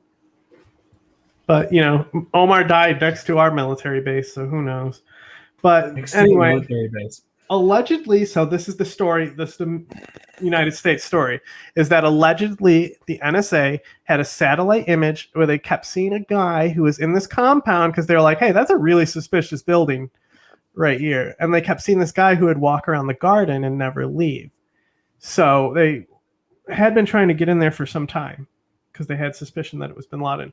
But this doesn't add up on their timeline, because by the time the raid was happening in bin Laden, he wouldn't go outside anymore, and he had a privacy wall on his balcony that was 7 feet high. So he wasn't even leaving his house at that point, because he kind of probably saw a drone or two, or had some suspicion. He even left his compound at one point to go get his wife. I vaguely remember hearing about this, like they followed a car or something, something like that. Well, I vaguely remember that. So I think that there was a lot of abductions where they would find people who, you know, had contact with Osama, but Osama would only work through his courier. So they would keep saying that. It's like I didn't know. I worked through a guy. And then that's what the main thing that was being, you know, because we clearly were torturing people for this intelligence. But it's like, did we find the courier ourselves? Did we find Pacer ourselves? Or did we find people who had contact with Osama bin Laden and they said we only work through his courier? And that established a profile of courier and somebody who was in a compound who wouldn't leave. Yeah. It's a very interesting story. I heard, and it's probably not true, but I heard that the Australians had a part in actually figuring out that it was him, like the SAS. Yeah, well, so what they were doing is they were buying houses around the compound to have surveillance on him. Yeah. So I heard rumors, and they don't tell us, right? Most people don't even know that the SAS exists in Australia. Yeah, I mean, they committed a lot of war crimes in Afghanistan. Well, they do now, because there's a TV show about it, because of course there is. Well, that's the thing. There was like a Navy SEAL who like choked a guy to death not that long ago. That's fun. Like another soldier to death, and didn't get punished for it. Like there's a lot of stories about the Navy SEALs and like how they're just like have impunity to commit war crimes and stuff. Yeah, and it's basically the same with Australia, but they did charge one of the Victoria Cross recipients for war crimes. But they were also there was other things where Australian military got caught flying Nazi flags out the back of their people. The United States had the same shit. Yeah, it's funny because I'm not excusing them. Like that's fucking reprehensible. But that's sort of like an Australian humor thing. Like I bet you they were just taking the piss. Well, so the after the withdrawal from Afghanistan, there was 2 suicide attacks that killed soldiers, and people got pissed at this Vice journalist because it was like, why are so many Marines Nazis? And he published it on the same day that this attack happened. Oh, so like he had to private all his accounts. Like there was like so much torch burning over this guy. It's like, dude, he's just told to write that shit, you know? Yeah. Like he's just like a grind worker. Like what are they like? It's all bullshit, you know? There's probably a contributor as well. I don't know. He's probably not even hired. He's just a contributor for Vice. There's definitely a lot of supremacists in the military. Oh, there would have to be, wouldn't there? And, you know, that's the lone survivor guy. Apparently he was not a very good person. And from interviews that I've seen and how he talks to people, it's like this dude would kill them if he could right now. Like, yeah, probably. It's there. I don't know. But the raid is fucking cool. Yeah. It was didn't they have those special stealth helicopters, or was that a fiction? So no. They had modified Blackhawks for sure. Yeah. But like in Zero Dark 30, they like made them with like the front where they have these big like cardboard on the front to like make it look like a stealth fighter. Like it had the triangular shapes. That's funny as. But I think one of the reasons why the helicopter had trouble landing is because of the augmentations that they have to these helicopters for stealth. Okay. That it may have been more bulky and not as maneuverable as a regular Blackhawk. I thought it was because of the downdraft from the other helicopter. No, that's what did happen. And, you know, Trump almost had that happen when he fucking sent helicopters out on the D.C. protests. Really? Yeah, a helicopter hit a fucking tree, and the tree fell on people. God. Like, and if you take out that tail rotor of a helicopter, it's done. Like, it's going down. It's going down in an uncontrolled maneuver.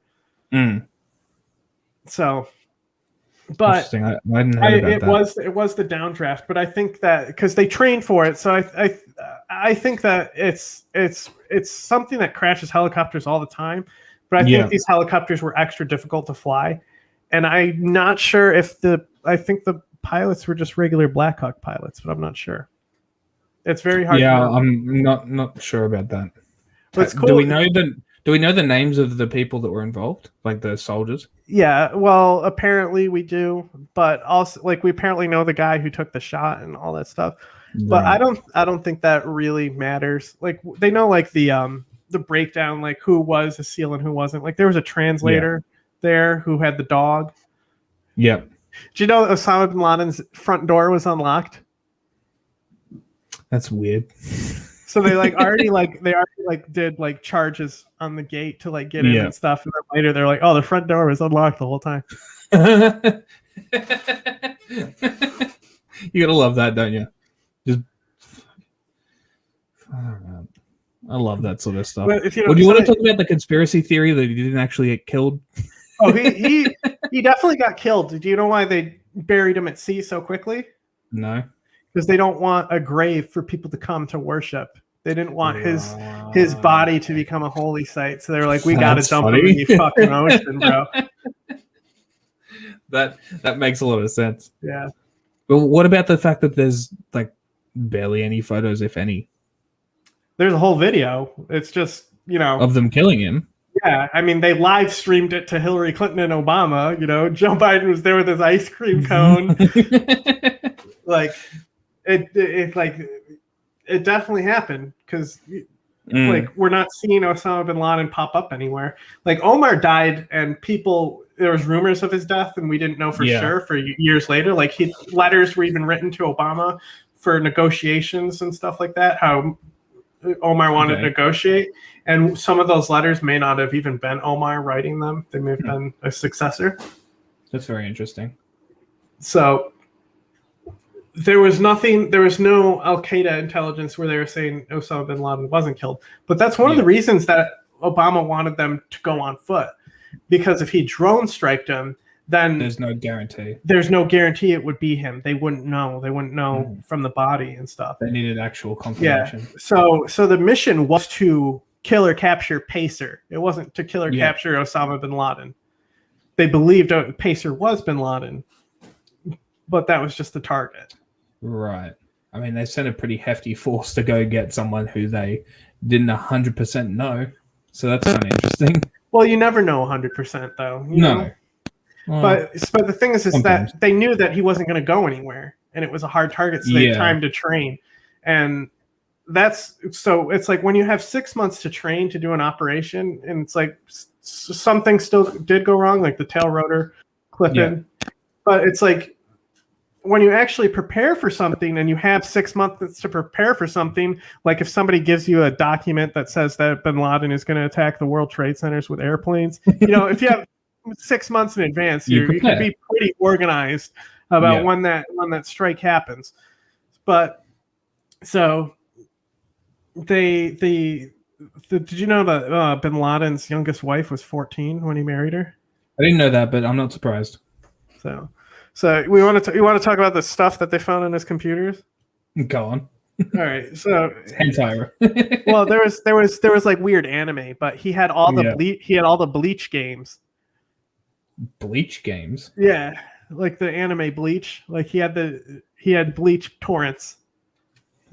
I don't know what Bleach is. Bleach, he's got the Zanpakuto or something. He also had Naruto. He was super into Naruto. So that's why, like, every 9/11, I changed my picture to like bin Laden as an anime girl and stuff. But his favorite game was Final Fantasy VII. Oh, that's amazing.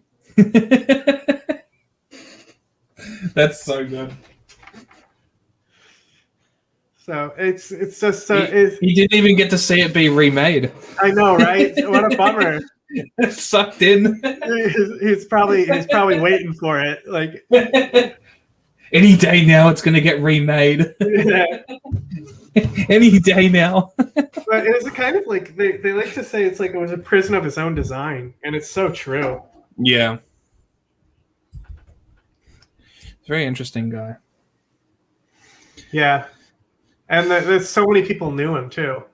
It's like you wouldn't think someone like that, a figure like that, like Mullah Omar, very few people knew him. You had to be very high up in the Taliban, but because bin Laden was so friendly. Man of the people. He was, and people would say that Hitler had charisma too. And it's like, no, people clearly know, like, they're like, that guy's kind of a dick. We should be afraid of him. Trump had charisma too. Yeah, it's a different type of charisma where he had this compassion, and he was a what today would be a billionaire, right? And he would eat with the people, sleep with the people. Like he had no hierarchy. They would say that he would ask no favors of people, but if favors were asked of him, yeah, no. So it's like people would do shit for him. Like they would be like, so he would be like, other way around. He would do shit for people. If they needed something done, they would go to him, and he would be like the mafia boss, Yeah. He came to me at the day of my daughter's wedding. Yeah. It's very interesting. It's very, very interesting. The dynamic that he had between people. It's very curious. It's unusual, if you would. Well, that's why I look at him more like a cult leader. Like cult leaders have that charisma that can indoctrinate people. And and he kind of came up in the era of cults because he kind of came up in the 70s. That's a very interesting point. It is more cult leader-ish. Yeah, I mean, and the only two weapon of mass destruction attacks that have been used for terrorism, both were cults. So that was the Japan one. What was the second one? The other one is I forgot how to say his name. Like it's Roth or something. Where was it? Roheshna. Where was it? It was Oregon. They poisoned taco stands.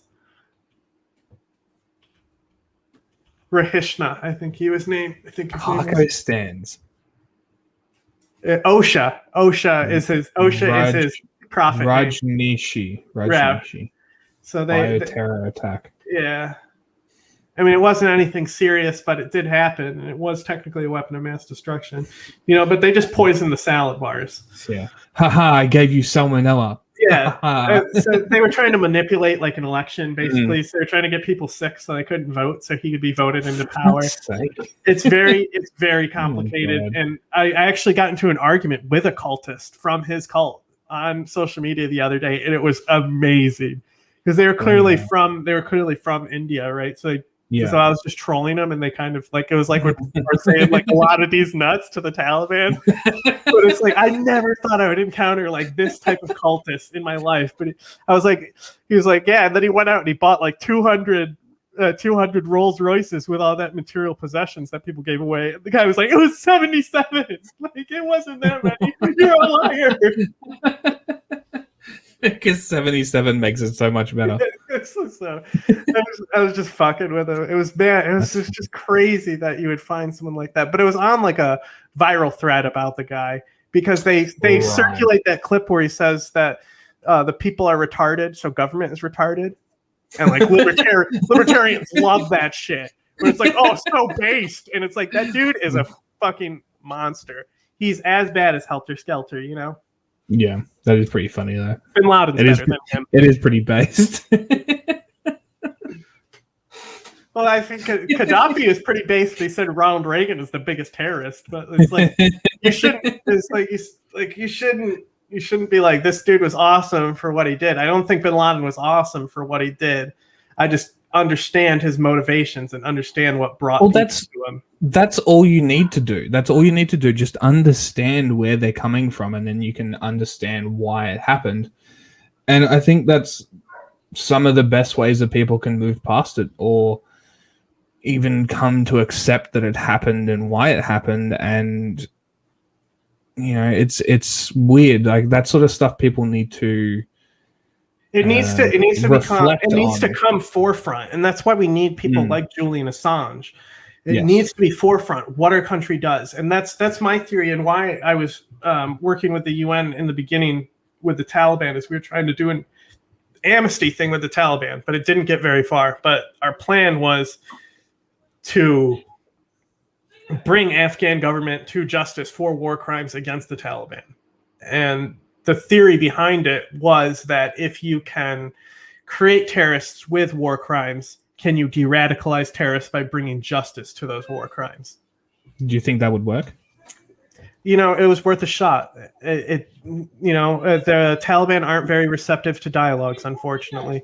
They still have the jihad mindset of no dialogue. Right. So how do you get around that? Couldn't tell you. I think we taking the right actions at the moment. The biggest thing would have been not invading Afghanistan. Listening to Omar, he was a very reasonable man. Yeah. Do you think pulling out of Afghanistan, like finally leaving, is going to make a difference? Yes.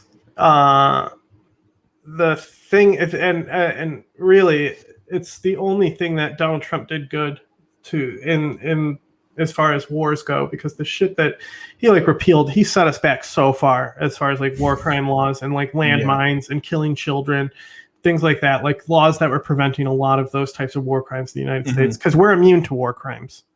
We can do whatever we want, and that's really the thing that I'm against is what the United States does to radicalize people. Yeah, no, that's definitely a valid point, because just imagine how much progress we could have made with Afghanistan if we didn't attack. Yeah, or even when Osama was killed, leave. Well, yeah. So that's the thing is we were. So that's when they should have done it sooner. They should have killed him and been like, we're out. Fuck you. Yeah. but I understand what happened. Like they were like, we want to make sure that these people are stable, but it was never a nation building mission. Like Joe Biden said, No. it shouldn't have became one. Then So and why did when it bin become Laden one? was running, there's a clip. It's one of my favorite clips where he says, we'll kill bin Laden. We'll crush Al Qaeda. That is our number one priority for our national security. Yeah. And Al Qaeda's, India, in my India followers, they have their own, political extremism. They're very conservative, fascist in many cases, but a lot of Indian coverage of the situation is very interesting because they're very much anti-Taliban because they are anti-Pakistan and they know that the Taliban is Pakistan. Right. Is that something to do with Hinduism and Islam? Is that India, sort of where that comes from? India is just a very fascist country. It is statistically the most racist country on earth. And the way they determine that statistic is very simple. They ask you a question about who you would prefer your neighbors to be. Okay. So is it an optioned question or is it a free to answer one? It depends, but that's just generally like how they get the data for if a country's racist is neighbor it seems preference. Like an odd metric. Yeah, that's what I'm saying is I want to be clear about the metrics to determine the statistic. Is that I don't want to piss off people in India because there's a lot of very, very good people in India, but the party that's in power right now is a fascist party, and my Indian followers know that, and that's one of the reasons why they follow me is because I am very against this guy. Is it what Modi, right? Yeah, Modi. So there's and there's things where they like talk about how like Hitler was good, like people in his administration. But so India's under 3 simultaneous watches for genocide right now. 2 of them are Muslim genocides and one is the Sikh genocide. The Sikh genocide is the most notorious one, but Kashmir is the second most important thing because Kashmir it's being warred over by Pakistan, India, China. It's a very brutal place. And the other one is the Assam state, which is very minor, but it is being monitored for oppression and genocide. And Pakistan has its own with the Baloch people. They're in the south of Pakistan. They just they just murdered an activist in Canada. They assassinated her, the Pakistani, and that's the thing is like we do that type of shit. It's like any opposition disappears, and like there's a lot of innocent people swept up. Like the guy who writes the Guantanamo Diary is completely innocent of all crimes, and that's a big thing for me is that we are not a Sharia system. We have due process in the West, and we need to use those standards. We can't just be like, well, they believe in Sharia, we can detain them arbitrarily. That's exactly right. And it's like the what was the guy's name? Obama drone striked his dad, then drone striked him. The American citizens. What was his name? Oh, I'm not sure. It's like I'm gonna find it. Obama and drone strikes, man. Like, come on. You want me to remember a specific one? Dude, there's like a comedy thing, like the White House dinner, and he was making drone strike jokes to people. It's like, you're fucked up, dude. He was Yemeni American, so it was Anwar al-Awlaki, I think. Were they strike? Yeah, he was an American citizen. They drone struck him in Yemen, I think. Okay, and Yemen is fucking brutal. They do a really good job of suppressing what's going on there. Mm-hmm. But it's really not our war. It's Saudi Arabia. No. I mean, none of it's America's war. None of it is our war. I mean, Afghanistan and Iraq were, but I think both of those wars ended a long time ago. Oh, of course. But it's like my whole position is, why are we there? What strategic reason do we need to be in the Middle East? What reason? specifically Afghanistan, is why are you there? What is the point there? And people want to be like, oh, it was Yeah. all about the minerals. Nobody is fucking touching those minerals. Do you know how inaccessible those mountains are? Like, they barely have roads in the country. You need the infrastructure to get in there to mine those minerals. Shut the fuck up about the minerals. Yeah, it's And as far as opium, legalize it. Then there's not a market there as well. They can cultivate it legally, and you can get way more money. So that whole conspiracy doesn't make sense either. The whole reason to be there was to fight bin Laden, and then we were like, we have to make sure they don't strike back. But the thing is like bin Laden's death, I think a lot of that had to do with Big Daddy coming to power, who Big Daddy was tortured by the United States. Reminder. Aren't they all? I mean, Osama wasn't, but that's only because they couldn't get him. Well, I mean, a lot of like everyone who participated in the embassy bombings, but 2 people have been killed or captured at this point. Yeah. And so, pretty much. What about the deck of cards that they had? I think it was. Oh yeah. That was the Gulf one of War, those. wasn't it? I want to get those I kind of cards. want one too. I think they're very hard to find because there was only so many. I'll get a reproduction though. I don't really care. That's fair. It would be cool though. But you want to talk about real monsters? Is Saddam Hussein and his sons? Yes. Like, I'm all for killing that dude, but so his son was worse. Yeah, he was his psychopath. There was this story about his son went to this woman's wedding, abducted her, and like raped her, and then killed her. Yep, I heard about that. At her wedding, and he would also torture the soccer team if they weren't playing well. Yes, yeah, and he would. Osama also loved his footy. He loved to play footy, and he was into footy and television and slaying puss and drinking beer. And then something happened where he got radicalized. Interesting. Do you want to go into the conspiracy theories now? I think we covered Osama pretty extensively. I mean, what conspiracy theories? I don't know. We can talk about 9/11. We can talk about what other ones? The aliens. The aliens. So the thing is with me is I'm on team there isn't aliens, and I'm like there isn't at all, or there isn't right now. I'm more towards there isn't at all. Interesting. So it's it's got a name. It's a type of paradox, but the thing is that a large part of it is that if there was more intelligent life, then we would have found it by now. So it's either we are the most intelligent, or everything that was more intelligent than us destroyed themselves. Has died off. And if you look at the nuclear era of this world, how close were we to extinct in the human race just a few years ago? It was the decision of one man. Yeah. So that's how close we came. In Halo, what's interesting is I think the grunts actually reached like the space level before, and then they nuked their planet to death, and that's why they have to like wear the face mask. So they nuked themselves back to primitive times, and then were rediscovered by the elites. That's funny. And I kind of picture that going on. It's like they get to this age where you are going to discover nuclear science. You are going to discover things like chemical warfare. Like it's just atomically how it's going to happen.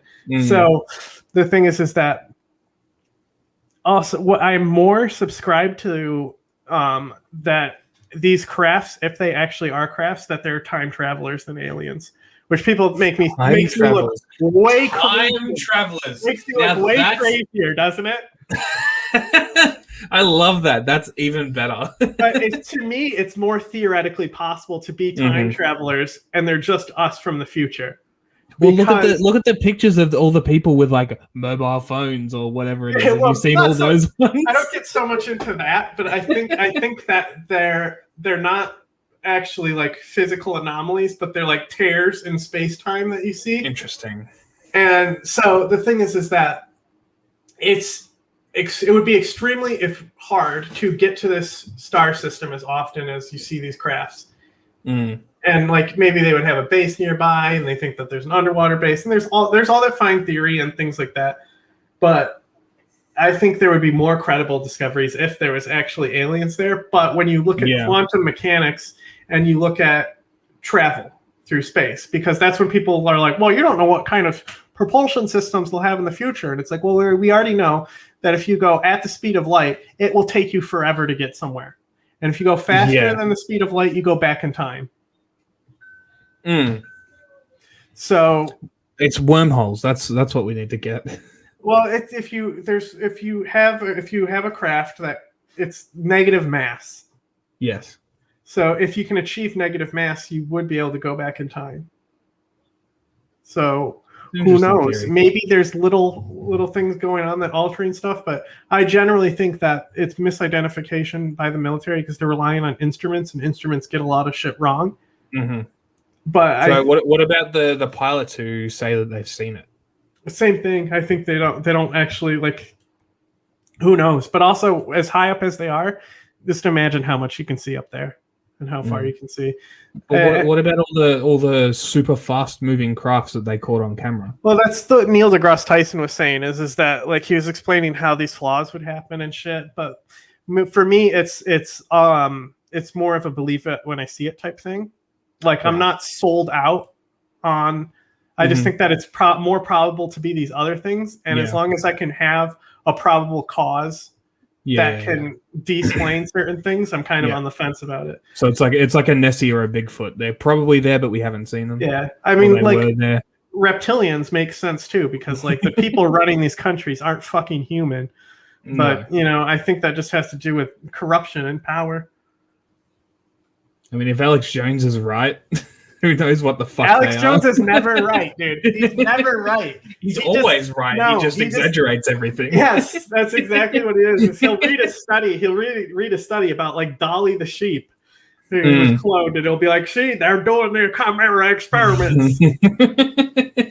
My favorite one is the gay frogs because it's actually a thing, except it just makes them the chemical like turns them from females to males, and then they can breed with themselves or something. Documentary on YouTube about the gay frogs with Alex Jones, where they go into it and they talk to researchers and everything about it.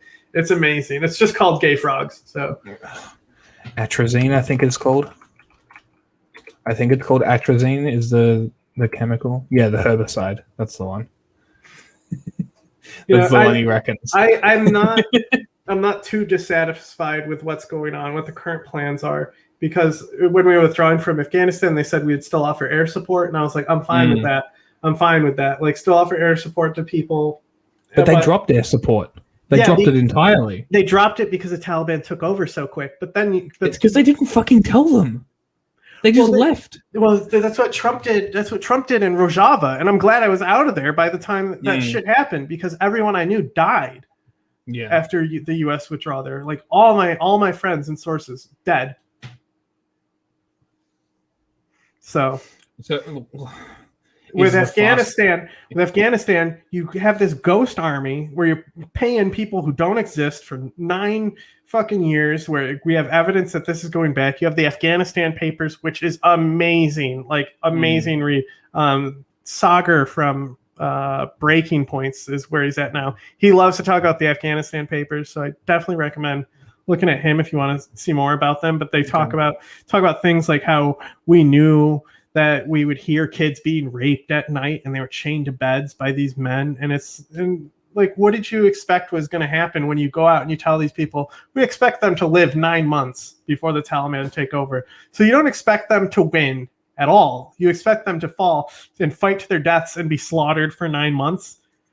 It's just like the caves in Tora Bora. They went in and they were like, we're going to fucking kill you. And they're like, no, you're not.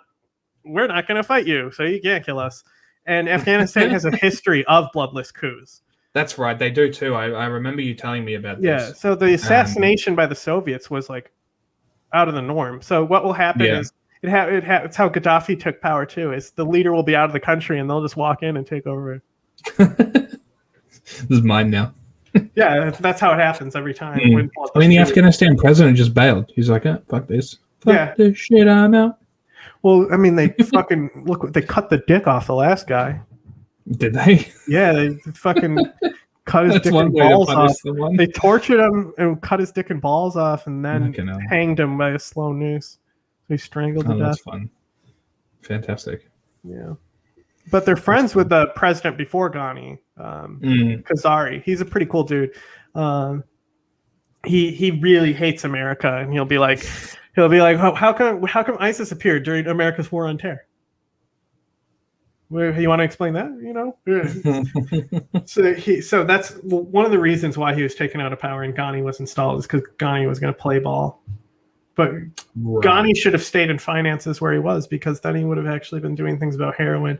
It would have been nice to have some more support in legalizing heroin, because Australia cultivates a shitload of legal heroin. That's one of his points that he was making, is that countries above a certain GDP won't grow heroin illegally. It always happens in a country behind a certain threshold and not above. And there's a range of where illegal heroin will grow. But Australia produces a shitload of heroin. Produces? Well, yeah, it's the medical kind. It's legal. Right. Like to make morphine and shit. Yeah. Yeah.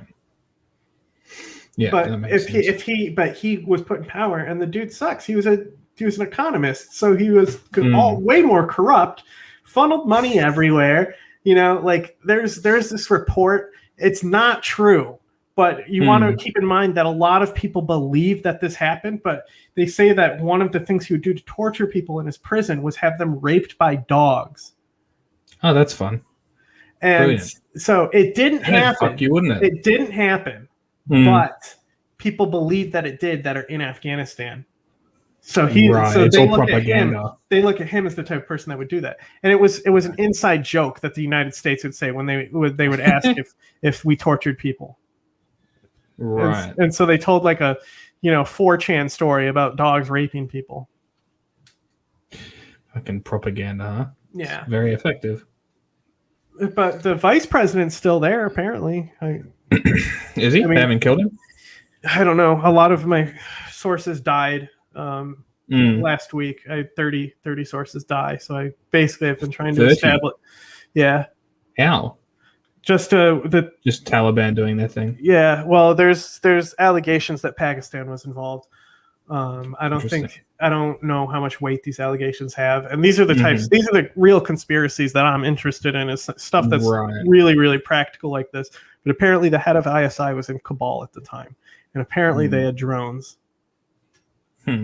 So the thing is that they did indiscriminate bombings. So it was they specifically were targeting civilians and stuff, just like the Soviets did, because the Mujahideen had to go home, right?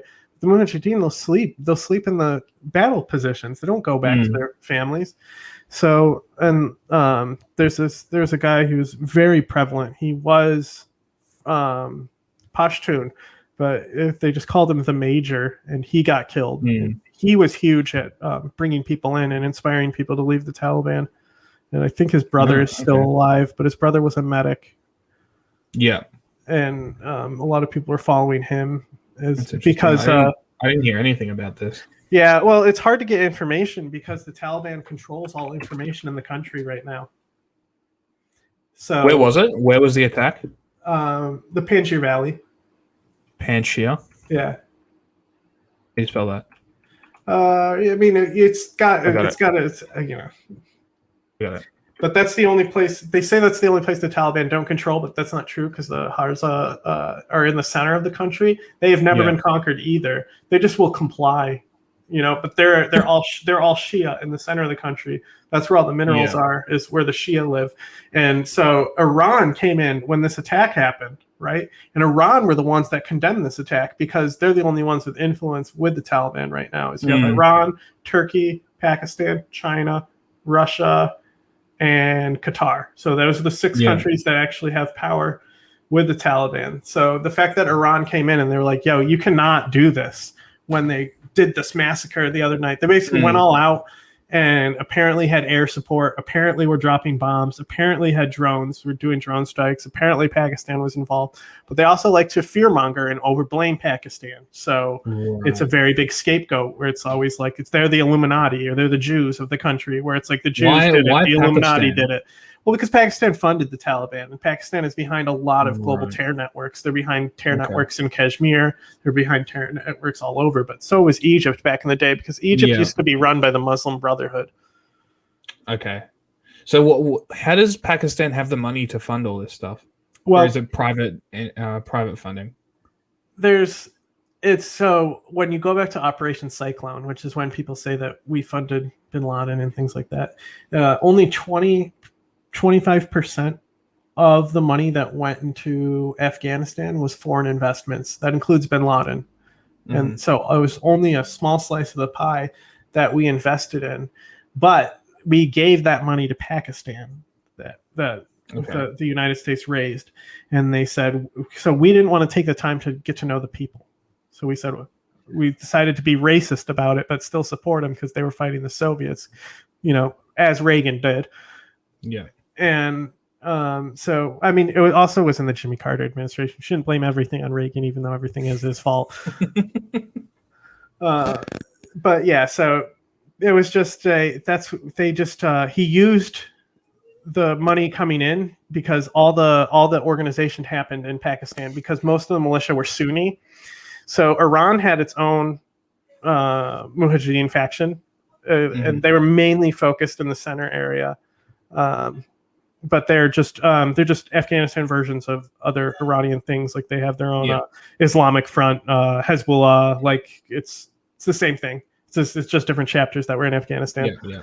And so all the organization took place in Peshawar, and that's where all the refugees went. So all these people were coming from all over, and that's mainly what we're looking at. Is people brought their own money and weapons in that were recruited and indoctrinated to the area. Okay. But bin Laden also, he had his own independent money. So they like to say that Pakistan was funded Al-Qaeda too, and Pakistan is the real Al-Qaeda. They've definitely done plenty of things, plenty of funding of terror networks, but bin Laden had his own money and Al-Qaeda had its own money. So I don't think Pakistan is really involved there, but when it comes to the Taliban, yes, because they were organized in Pakistan and came over, just like all the Mujahideen were. Yeah. So the main 7 that weren't Iranian backed all came in and were organized in Pakistan. So that became this blame it on Pakistan type thing that started coming after, as they see the Taliban when these war crimes happen, like the Butcher of Kabul, who was the main person who got the United States money. He's the real fucking asshole of Afghanistan. Yeah.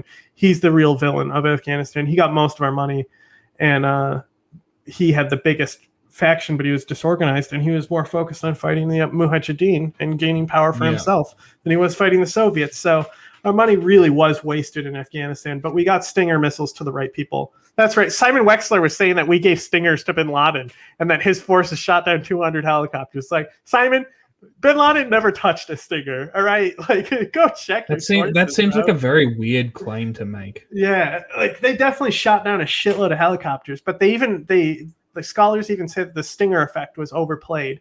They say that the Stingers, but they could already shoot down the helicopters themselves. The Stingers just made it very easy for them. So the Soviets adapted their strategy, and they just made their bombing campaigns more indiscriminate because they had to fly at higher heights.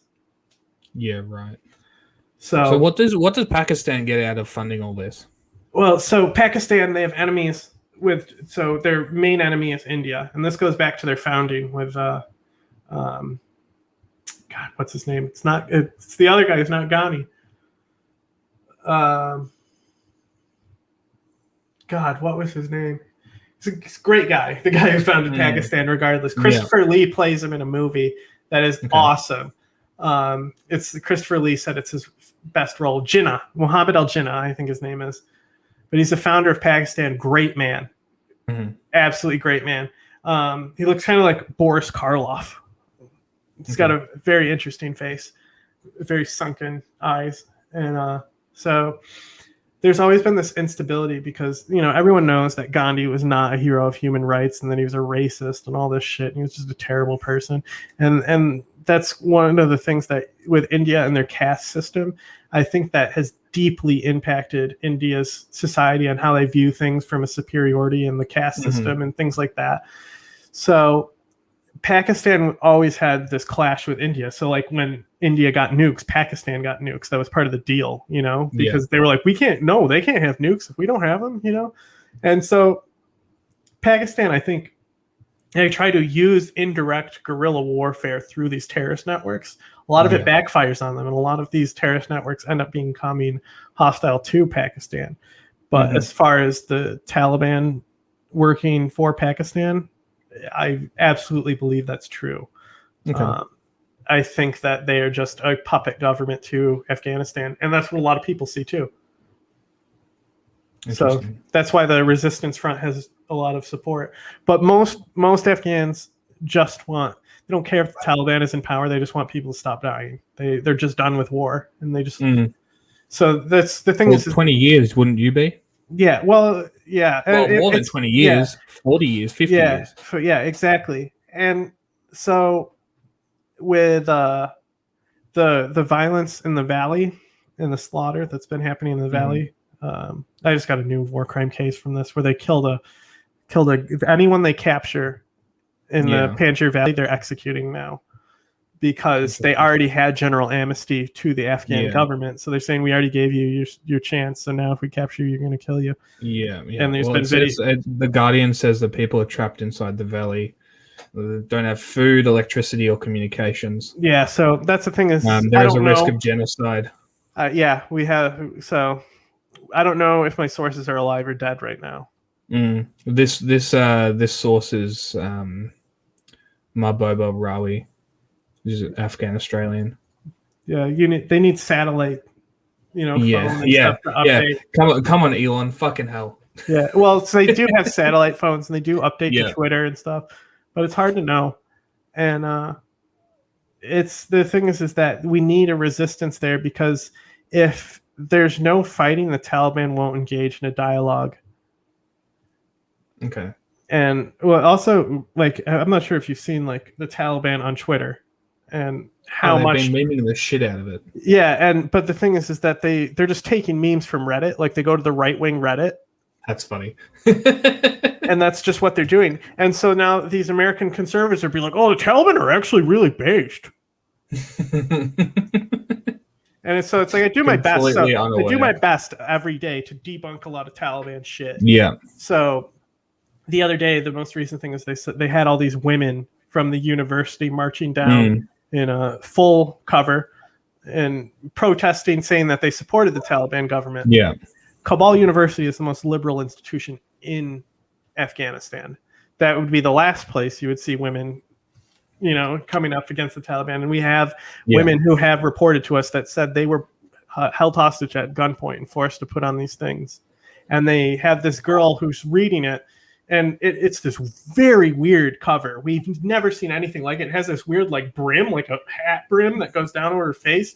He's wearing gloves. It's a very weird thing. And the Taliban were even looking at it because they thought it was anti-Taliban propaganda because they've never seen anything like it either. So they thought it was it was the West trying to make the Taliban look bad with this fake thing. But they went in and they held these women at gunpoint and they made them do this parade. And you look at the video of the parade and they're surrounded by armed guards and shit. And they told these girls that if you don't do this, you'll never go back to university. You'll never attend university ever again.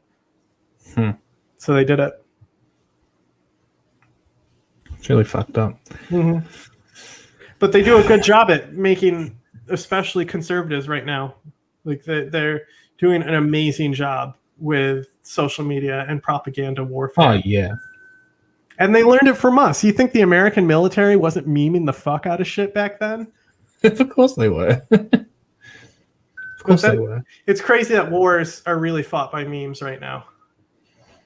The United States, fifth generational warfare. It's all propaganda. Memetic warfare is what they call it. It's actually in the manuals and shit. I love that. The memes have succeeded. Memes will rule the earth. I love that. I love that this is becoming a thing because everyone can enjoy it. Yeah, I mean, it's but what we've been ragging on them about is they'll censor the memes. If a girl's legs are showing, they'll blur out the legs or cut out the image.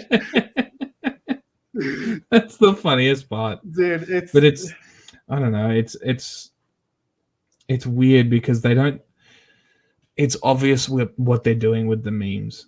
Everyone and it's people, not though because people are fucking stupid, dude. yeah, because they haven't been paying attention. But from as far as I've seen, like the Liberty side of Twitter, right, is like laughing at the conservatives who are falling for this shit. Like, how do you fall for it? I mean, I'm trying to keep people aware. People will argue with me and they'll be like, just because you've been paying attention to Afghanistan from 2 weeks doesn't mean shit. All right. It's like, I've been like I've definitely cracked down on like my information in Afghanistan the last few weeks, but you know, I've always known what was going on at all times. It's difficult because I mostly work in Arabic and they speak a Persian dialect there. Okay.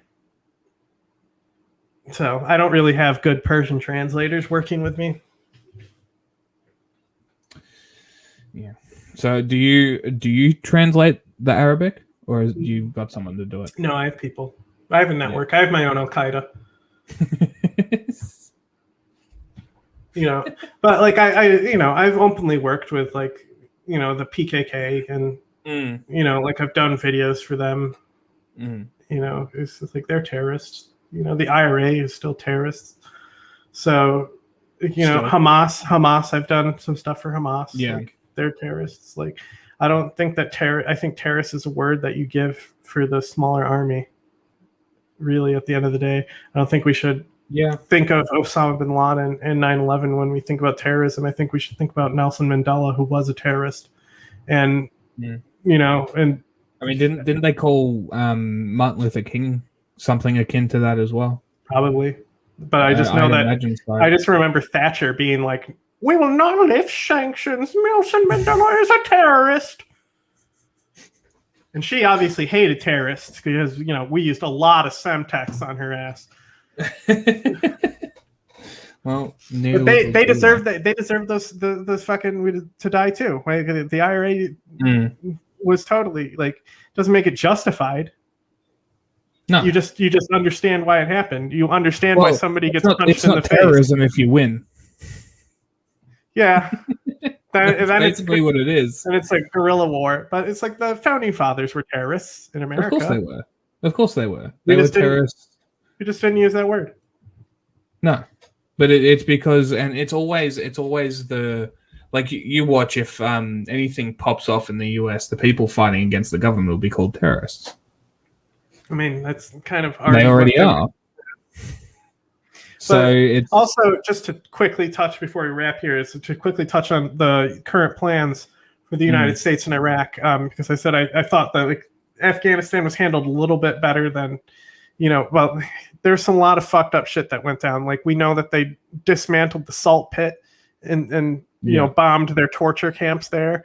Instead of getting people out when they had time to get people out, they had to destroy all their war crime evidence. Yeah. But in Iraq, the plan is exactly the plan that I would do. And we are completely pulling out of Iraq and we are only going to be in Kurdistan.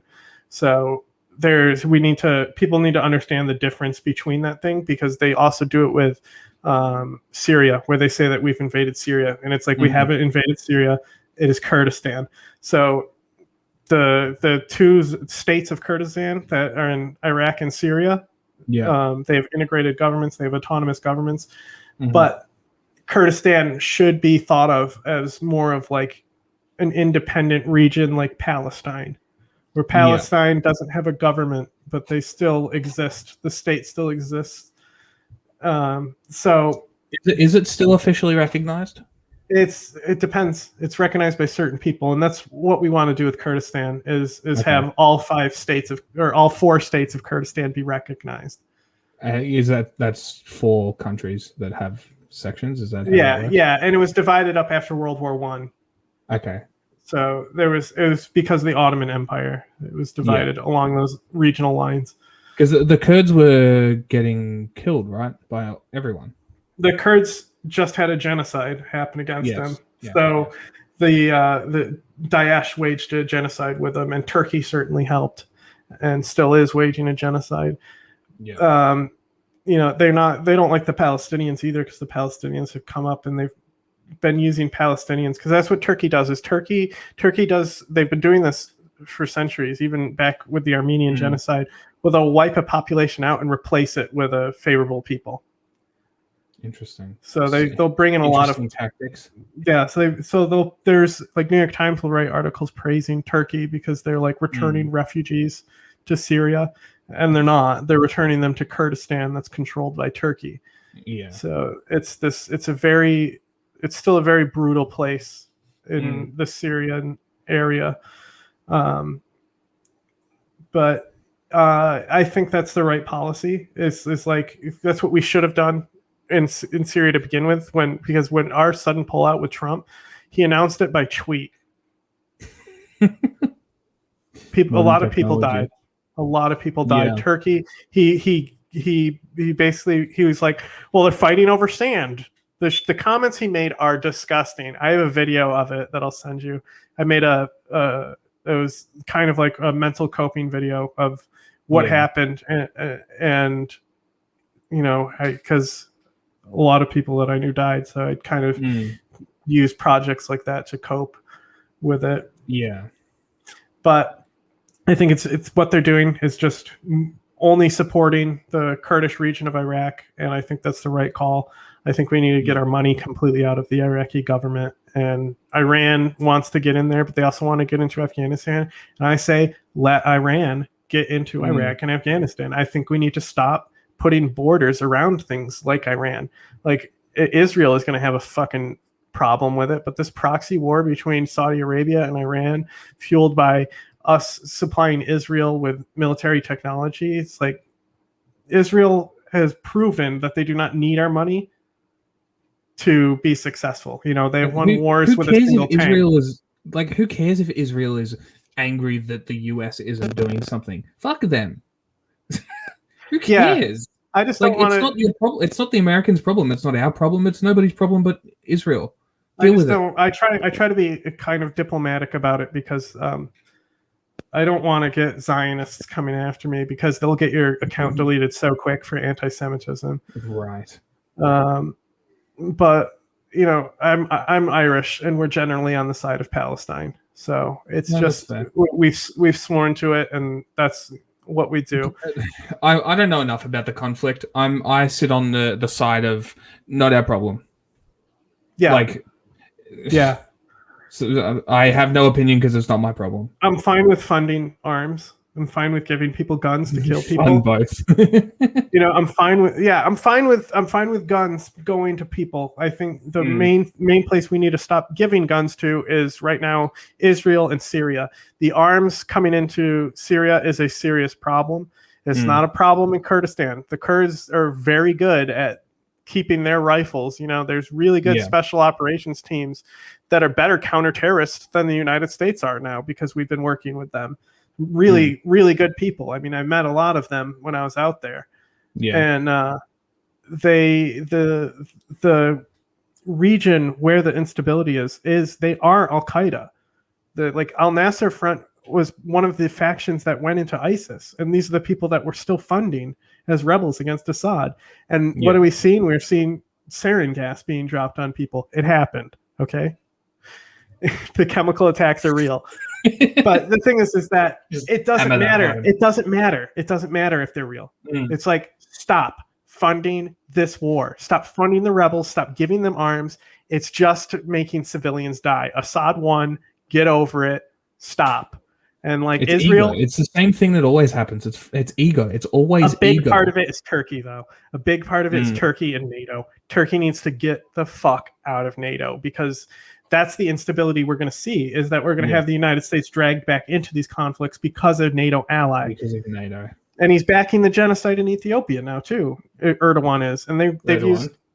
so there was weaponized... We just passed a thing with updating our laws for weaponizing rape in NATO and what we'll tolerate and stuff. And then we do nothing when Turkey goes out and they are backing a dude who's using it as a weapon of mass destruction to spread AIDS.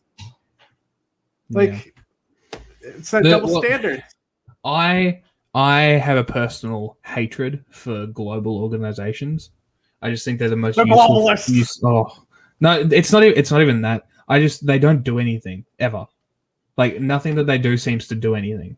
It just seems to give food and resources to the tyrants fucking people over. Yeah, so the UN does a lot for things like they do a lot with clinics, healthcare, that stuff. I'm all for that type of stuff. What we need to look out for right now, and what the EU is seriously afraid of, is that there's going to be a EU army that is going to take over, because America has shown that they can't do the job, so the EU is going to have their own military-industrial complex that's going to form. They've already started trying it. Look at what fucking Angela Merkel's trying to do with these constant legislation passes, trying to centralize the EU's power over the 28 states. Mm-hmm. Like it's insane. I'm just like, how are we letting the Germans do this again? Like, how are we letting them control this again? Did you hear that Trump threw candy at her? No, that's hilarious. So they wanted him to sign this paper, like this resolution, but because they told him to sign it, he was like, "I'm not gonna." And they're like, "No, we can't conclude the meeting until you sign this piece of paper, Trump." And he took 2 Starburst candies out of his coat pocket, threw them at Angela Merkel, and said, "Don't say I never got you anything," and signed it. That is amazing. I love that. That's hilarious. Yeah, like, I don't know. I also have a very, very, very large dislike of the EU as well. Yeah, me too. Like, I just like. I still work with the UN and EU because they're the only systems you can have in place right now. So it's kind of the only pathway we can take for a lot of things. But I see a lot of problems, and that's what the Ireland MPs really are looking at, these problems with the EU. And if she may be a socialist, but you should definitely listen to her if you're interested in like the EU reforms and changes. The Irish representatives in the EU are very interesting. They're definitely shaking things up. I don't know if they'll be successful. Probably not, because the UN, I always tell people, the reason why it's worthless is because you have every government on earth in the same building. Yeah. Like, of course, that's going to be corrupt and useless. Like, what do you expect?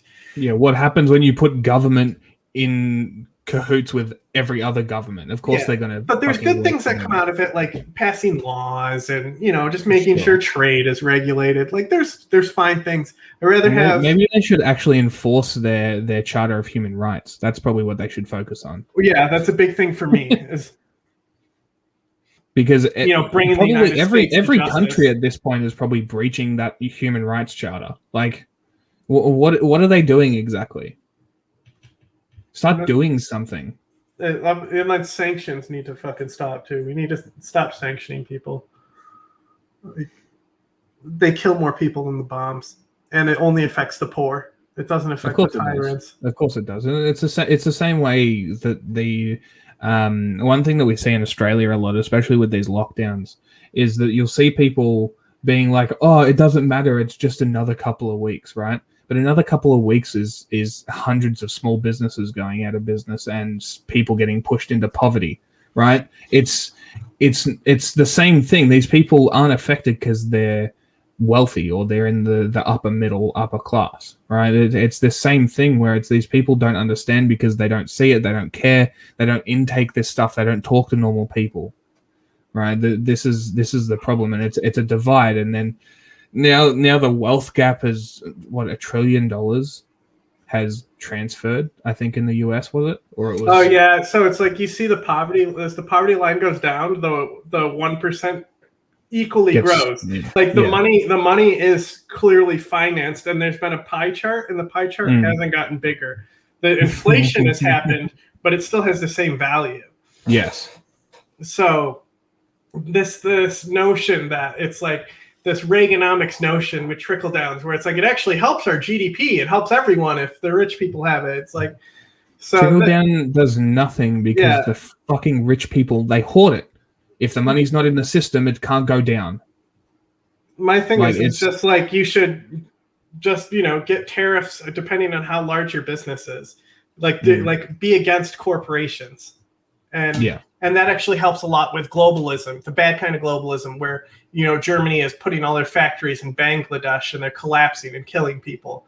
So part of it's, and the pandemic exposed a lot of this. Australia, for example, there was a lot of things that they couldn't get in that country, like the toilet paper, which spread to America, even though we were fine because we still produce ours in-house. Well, because you didn't, that's just a classic example of. And there's tons of things like it was also hysteria, right? There was but one. But the thing is there needs to be companies inside the country producing things like masks. Of course, there is. Australia's production isn't negligible at this point. Like, we produce nothing. Our biggest exporter is coal. Like, we have a massive uranium mine that's probably going to be next. Who fucking knows where that's going to go? But we produce nothing.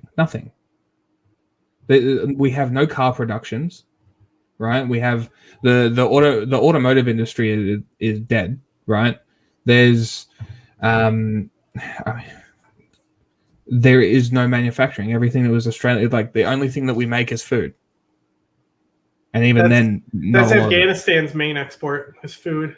Yeah. Their main export is grape. For wine, and it's grape and resins. And then people are talking about it's like, oh, the minerals, and it's like, bro, they have like a shit ton of gold, and it's not even their main export. Yeah, the grapes are more valuable for wine. But yeah, like it's super interesting to watch these people just tout, and it's always the people that will be on the side of the politicians that seem to be the ones who are so unbelievably disconnected from regular life. And the globalization of industry that's happening to the exporting of labor to these countries, you're just exporting slavery. And that's exactly right. That's exactly it. It's just like the drug policy is that it's like you can open branches in other countries by all means, but you need to make sure you have, shit in your own country. You need to make sure you have some type of production there, because if a real war happened, Australia would be fucked. Oh yeah, we're fucked. We are absolutely rooted. But I tell you what, the only thing we really do make is our fucking military rifles. At least we got that. I'm sure you could grow some good coffee and get a nice coffee. That's a big thing that we're doing right now is we're trying to replace poppies with coffee. Yeah. It's pretty successful. They grow in similar climates, so hopefully. Yeah, it's working. I know, but if we're not going to legalize it, it's better than what it was before. I mean, less poppy farmers, and they're going into coffee. Yeah.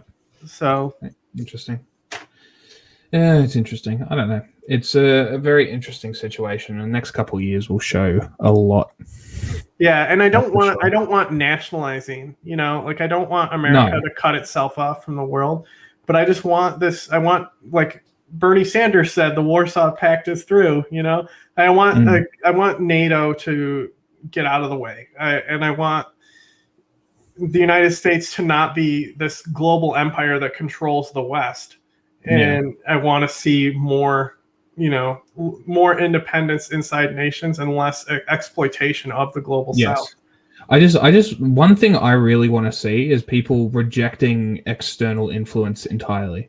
That would be nice. Like, China's running propaganda. You're idiots. This is ridiculous. Fuck off. Like, China's way easier to spot than most countries. It's so obvious, right? But that's just the easiest example because it's so prominent right now. The amount of fucking Wu Maos that are on social media defending the Chinese communist propaganda, like. What's crazy? Even only get Wu Maos on my Instagram, and like Instagram has completely filtered them out of my life. That's hilarious. There was what was it? There was The Lancet, I think it was. But exposed as having heavy ties to China, which is so funny because every article that I looked up of theirs was Chinese propaganda. It was just Chinese state talking points. What's interesting is you'll see these videos where they'll just be videos and they'll just be writing on the screen. There'll be no sound, no narration. It'll be like a U.S. tanker did blah, blah, blah. And they'll be like a minute long informative videos. Yeah. Always China. Because they just buy out and replace the captions on the video, and they don't do audio or anything like that. And they just take it out. Easy to produce, I guess. Yeah, Was there anything else? not really. I mean, just be kind. Anything? Islam isn't evil. Don't be a cunt. Yeah, don't be a cunt. Torture is bad. Not everything is America's fault, but mostly everything. A lot of it is. Yeah, you need to accept that the Soviet government had a lot of seeds that were sown. America needs to be focused on the things that they did in South America. Really, the shit we did there on our own home turf during the Cold War is stuff that was never accounted for. A lot of destabilization Through Central America. Yeah, Central and South America. Yeah, no, that's valid. Well, I think that's it. We'll call it there. 2.5 hours, not bad. And we are done.